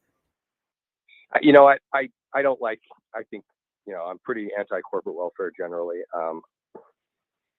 In terms of what's the least evil, I think subsidies are better than mandates and bans. Like we could have gone the California route and just outright banned gas vehicles by a certain year. So I'm glad we're not going that route, at least yet. Did you see what Wyoming's doing? I heard. I didn't read the article, but I've heard about this. That they're going the opposite route, and they're going to quote unquote phase out EVs. But yeah, it's a resolution though. I think I had the same concern you would, and that is I don't want government telling me you can't buy this product either, that kind of thing. And it's not that way. It's much more of a suggestion, encouragement, all that other sort of stuff. But it's really recognizing that Wyoming is different than California. Like people don't live 2 feet from each other. They live, 2 towns over from each other, 20, 30 miles. It's just different. Right. Yeah, no, I think that's exactly, especially in a state like Wyoming, like you said, building out the charging infrastructure to support a population on EVs is going to be a tall task, let alone convincing everyone to buy them. So. Well, look, Jake Fogelman, as we continue to have conversations about the energy stuff here, I'd love to have you back on. Great interview, my man. Yeah, thanks for having me. I'd love to come back on. Thank you. That is Jake Fogelman. He is all things energy for the Independence Institute, a very libertarian think tank headed by our buddy and a guy who fills in for me. His name is Johnny C., John Caldera. Listen, when we come back, and there have been texts that have come in here, I really do want to have this conversation with you about this. More and more people are pushing back on this notion that, hey, there is no climate change, or there's no climate change that we can impact. And even Jake said, yeah, I think it's real. I think we've had a major impact on it. I just don't want to use this to get government in to tell me how to live my life. What's the answer here? What's going on? 303-696-1971. That's the easy to remember number. You give it a call. We have the conversation. 303-696-1971. Let me tell you about our buddy Mitch Flory at the Art of Granite before we cut away. Mitch, as you know, is not just a great businessman. He is a craftsman when it comes to countertops, not just for your bathroom, but for your kitchen. Heck, anywhere you have one. I imagine if you wanted to put that bar in downstairs in the basement, he could do that as well. This guy is a wizard with granite, quartz, marble, man-made, God-made. Come up with something you want to make a counter out of. My guess is he either knows how to do it or he's done it before. Now, one way to go check out what Mitch has is to start online and go with the artofgranite.com. What you instantly discover is it's not just granite. It's a whole bunch of other things. That's just the name of the website. The other thing to do is to get in the car, drive out there to about 6th Avenue and Colfax, I-70 area. Go in. First off, you don't even get to get into the showroom before you walk by all of these giant slabs of these beautiful would-be countertops. Go inside there, see Mitch, say, hey, heard about you on the George Show. You do that, you get 20% off labor for January, or you get a kitchen or bathroom sink for free with the purchase of any countertop package. That's the bomb, man. That's just for telling him you listen here. Check him out by giving him a call. It'll ring on his hip. 303-386-5919, 303-386-5919, or check him out at theartofgranite.com. That's theartofgranite.com. When we come back, the calls that are coming in, the texts that are coming in, we'll get to all those things. You and me on The George Show, 710 KDS.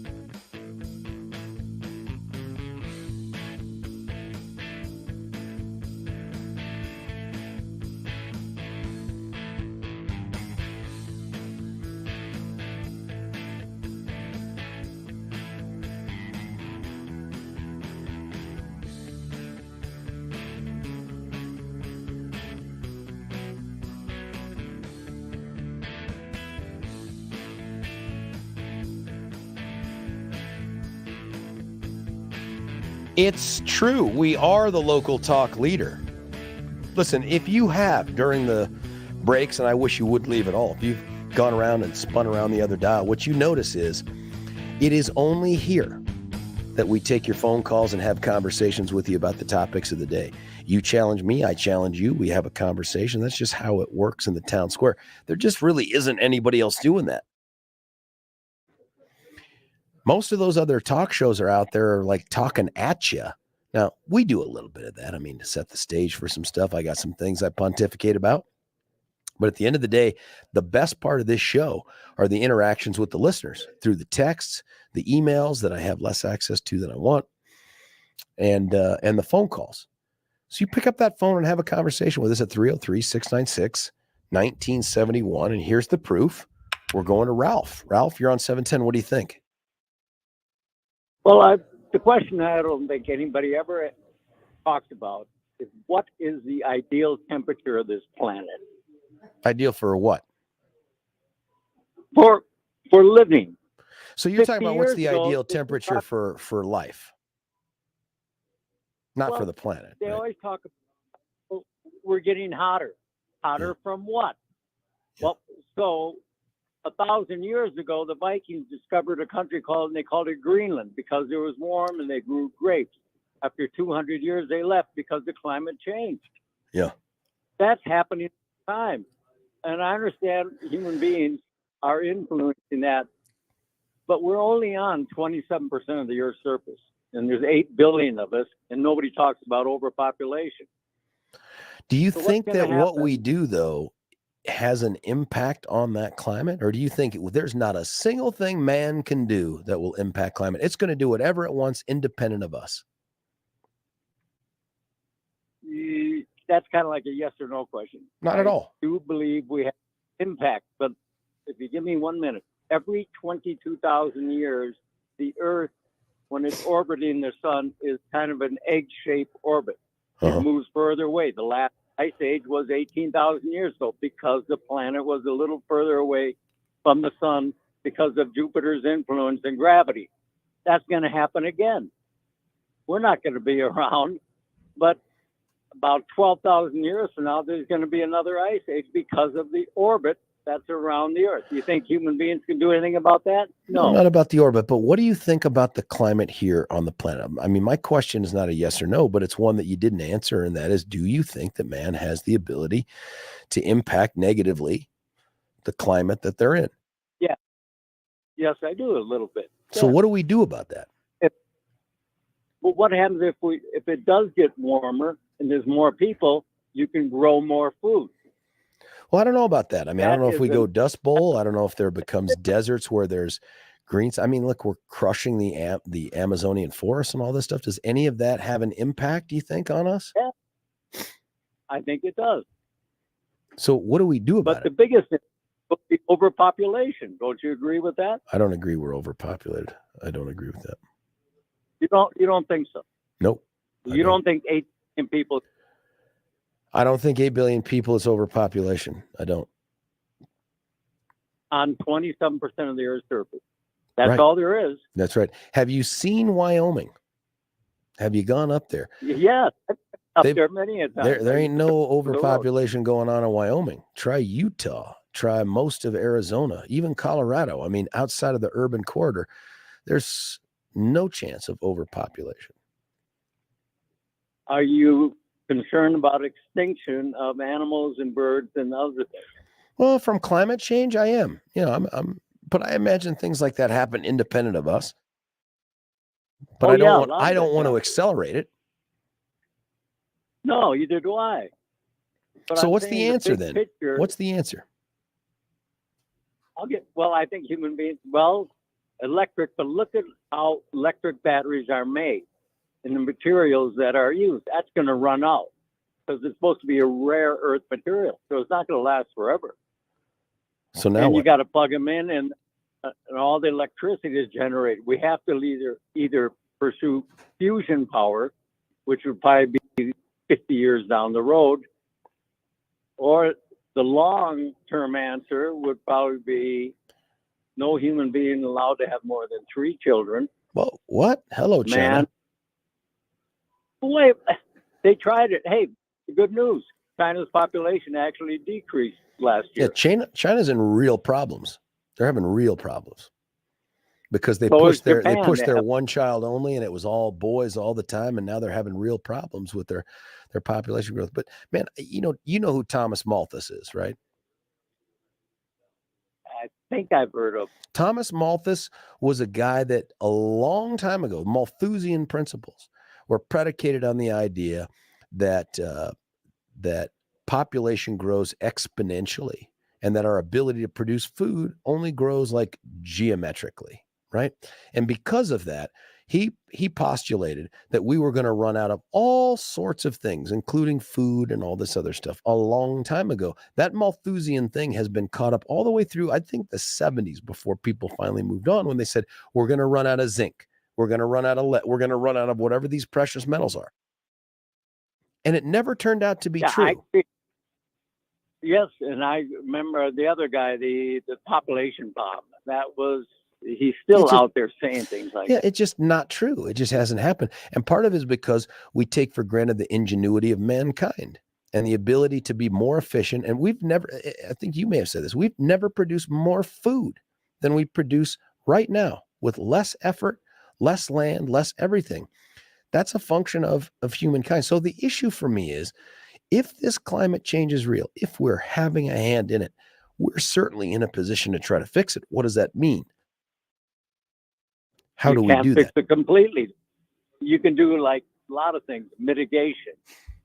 Yeah, I don't know what that means, though. Remember, or roamed the planet, the average temperature was 84 degrees.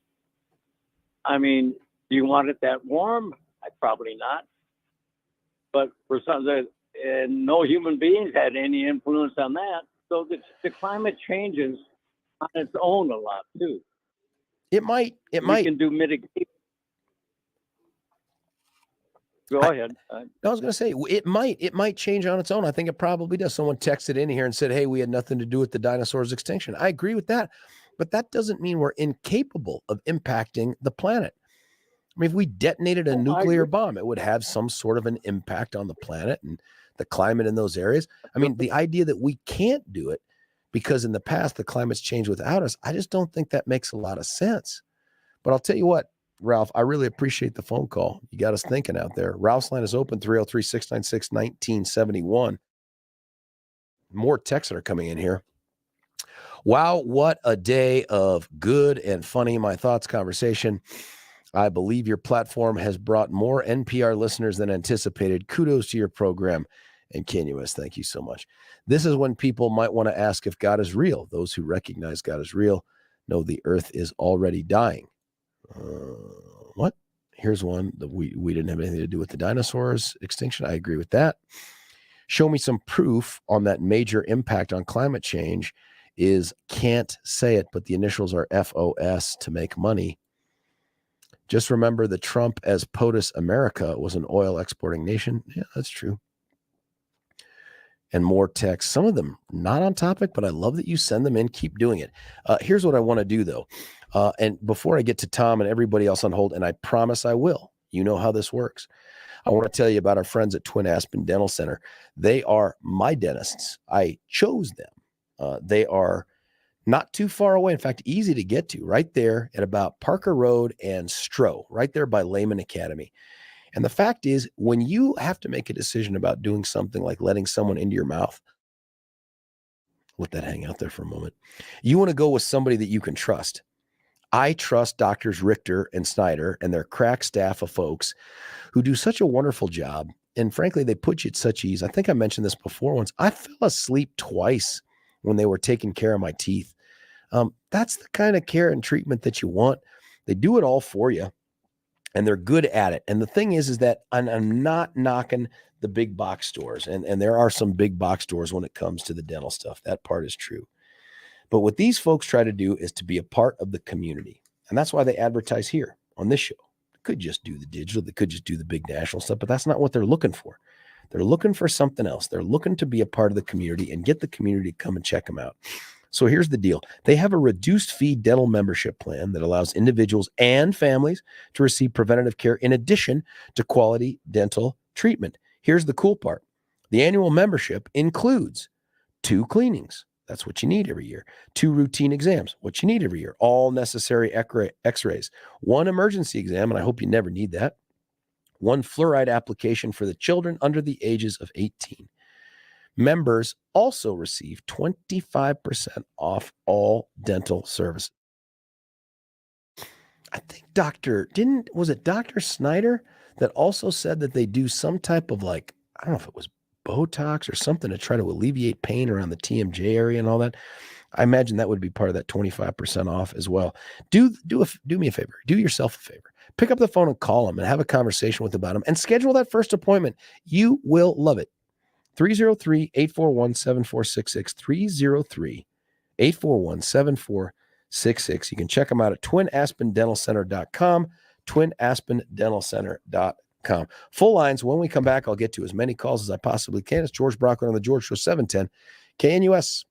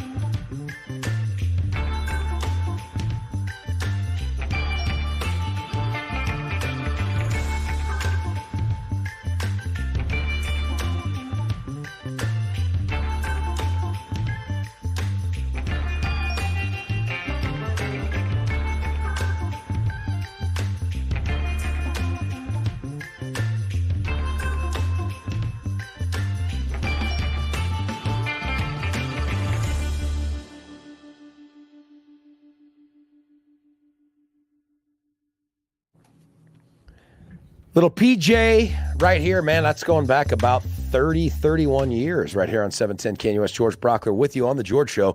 Going to go right to the phone lines and try to get as many folks as we can. Tom, you're on 710. What do you think? Oh, good morning, George. Love your show. I'm glad you're talking about this Xcel crap. Yeah, thank you. Mm-hmm. Say, I just want to bring it down to kind of a granular level on these Xcel bills. First of all, the increase year over year in natural gas has not been 25%. I do want to credit Jake and the Independence Institute, John Caldera, for talking about this whole issue. Yeah. But the idea that it only went up 25% is not accurate. Really? I'm looking at my Xcel energy bill. There are 10 line items that you pay for in the natural gas section. So I'm not talking about electricity. The biggest component is something called natural gas. And they price, surprise, surprise, and they price that quarterly. In the fourth quarter, sorry to inundate you with numbers, but in the fourth quarter of 2022, it was 95 cents per therm. A therm is the unit that, they measure natural gas by. It was 95 cents a therm. A year ago, it was 47 cents a therm. And in 2020, in the fourth quarter, it was 27 cents a therm. So it's gone up 250% over these past 2 years. Now, well, where are they getting the 25%? I have no idea. That might be some national stat. But my point is, Xcel has got to start. Our legislature and governor have got to start holding them accountable for letting us know. Did it almost triple because of a war? Is it tripling because we're exporting more LNG to Europe? What's going on here? And the other thing about this is the Public Utility Commission, this is really important, has been stripped. I think in the 21 or 20 legislative session, the legislator, and this was passed by Polis, eliminated any accountability that Xcel has to ratepayers. So in other words, it's a free-for-all. They can do exactly what they want. Well, it doesn't sound like they say no. That's right. That's what I'm saying. They've been exactly. Jared Polis and other governors have appointed people to the PUC who are just puppets for Xcel Energy.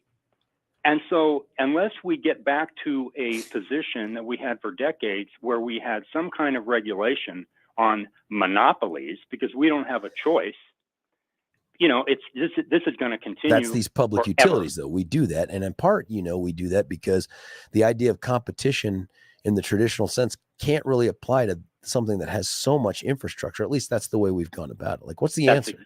That's exactly right. And that's why monopolies for decades and decades were regulated. Now they're not. So this is, when is it going to get back to normal? This is the new normal. Huh.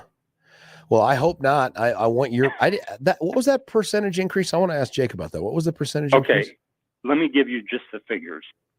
The fourth quarter 2022 per therm charge was 0.9532.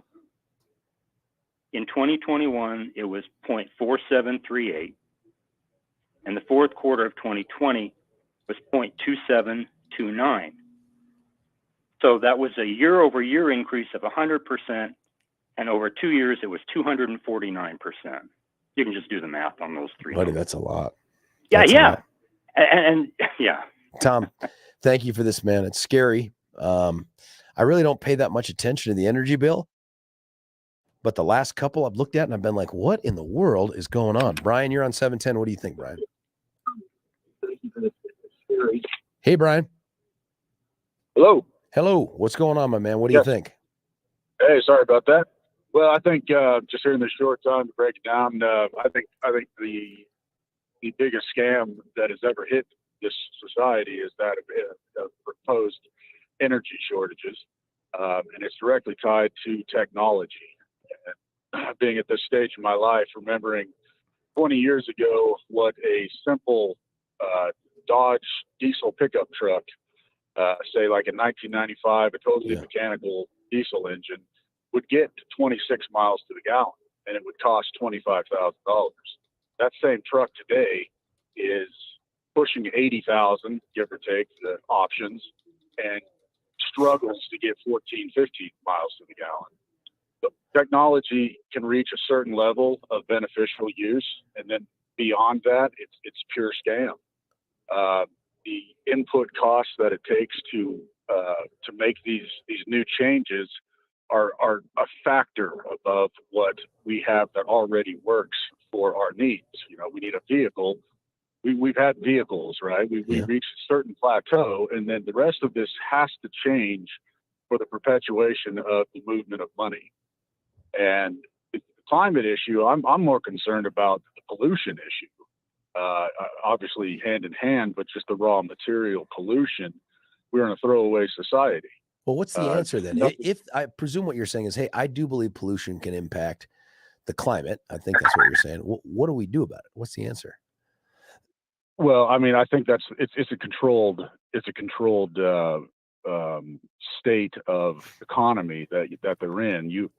You can move things to a certain level, and then you have to keep them as an issue. And we've had these same purported issues come around. There's so many solutions that we have to these things. There's fleets that run on natural gas vehicles, which is one of the cleanest burning emissions combustion engines there is, but there are no stations for them. You know, these problems are solvable in a very, very simple scenario, but the problems are not meant to be solved. Well, and you think that's part of the scam, that we're trying to not solve them? Absolutely. Absolutely. What's the solution that you think of that's that easy? Well, you've got to reconstruct the entire upper echelon of what's actually going on here. In terms of energy, or what are you talking about when you say upper echelon? Well, just in terms of regulation, in terms of the people that are making policy. These problems are not meant to be solved. These problems are meant to create jobs and bring in income. I gotta believe there's enough people who are well-meaning enough that want to solve this problem that how do they silence them? How do they keep them from progressing forward? Well, you don't allow the proper technology to answer these questions through. Who doesn't? Who doesn't let that? Well, the upper echelon, the ones that control the big oil interests. Brian, thank you for the phone call, man. You could take us down a rabbit hole that could be another show for tomorrow, as far as I'm concerned, in terms of this. Who's pulling the strings? Is it big oil, big gas? I don't know. Hey, David, you're on 710. I'd love to give you the time to make your point, sir. I'd like to just say that I believe in climate change because I see it every day at 11 o'clock in the morning, 11 o'clock at night, and that's throughout the entire seasons, 4 seasons. You know, so yes, I believe in climate change. The thing is, I look back and government trying to scare us. Like, for instance, Y2K. Yeah. I had a supply company. We couldn't keep gas masks, batteries, flashlights, guns were flying off the shelves, plastic sheeting. People were putting plastic sheeting on their windows and duct tape and everything else. But David, are you saying Y2K scared the hell out of people? Yeah, but you don't That's what they're doing with climate change. That's what they're doing with climate change. David, you don't think, though, that man-made climate change or man-influenced climate change is real? No, I don't. Why not? You don't think because there's I don't anything we see. can do? Like, we can't affect our climate. You don't think we can change it? No matter what we dump into the sky or the waters, we can't change a thing. It's all going to be good to go. I'd say you can't fool with Mother Nature. Well, that part is true. I think that's part of what folks are talking about with this climate change stuff is you can't fool Mother Nature, and we're screwing around with Mother Nature. What do you think of that? That's exactly what I'm talking about. Mother Nature is going to do what Mother Nature wants to do. You can't send a plane into a hurricane to try and stop that hurricane or take a rocket David, into that hurricane. Will you forgive me? We are out of time, my man. I have about 12 seconds to thank Representative Landon Brown and also Jake Fogelman from II. Stick around for tomorrow. We'll be back. George Brauchler, George Show, 710 KNUS.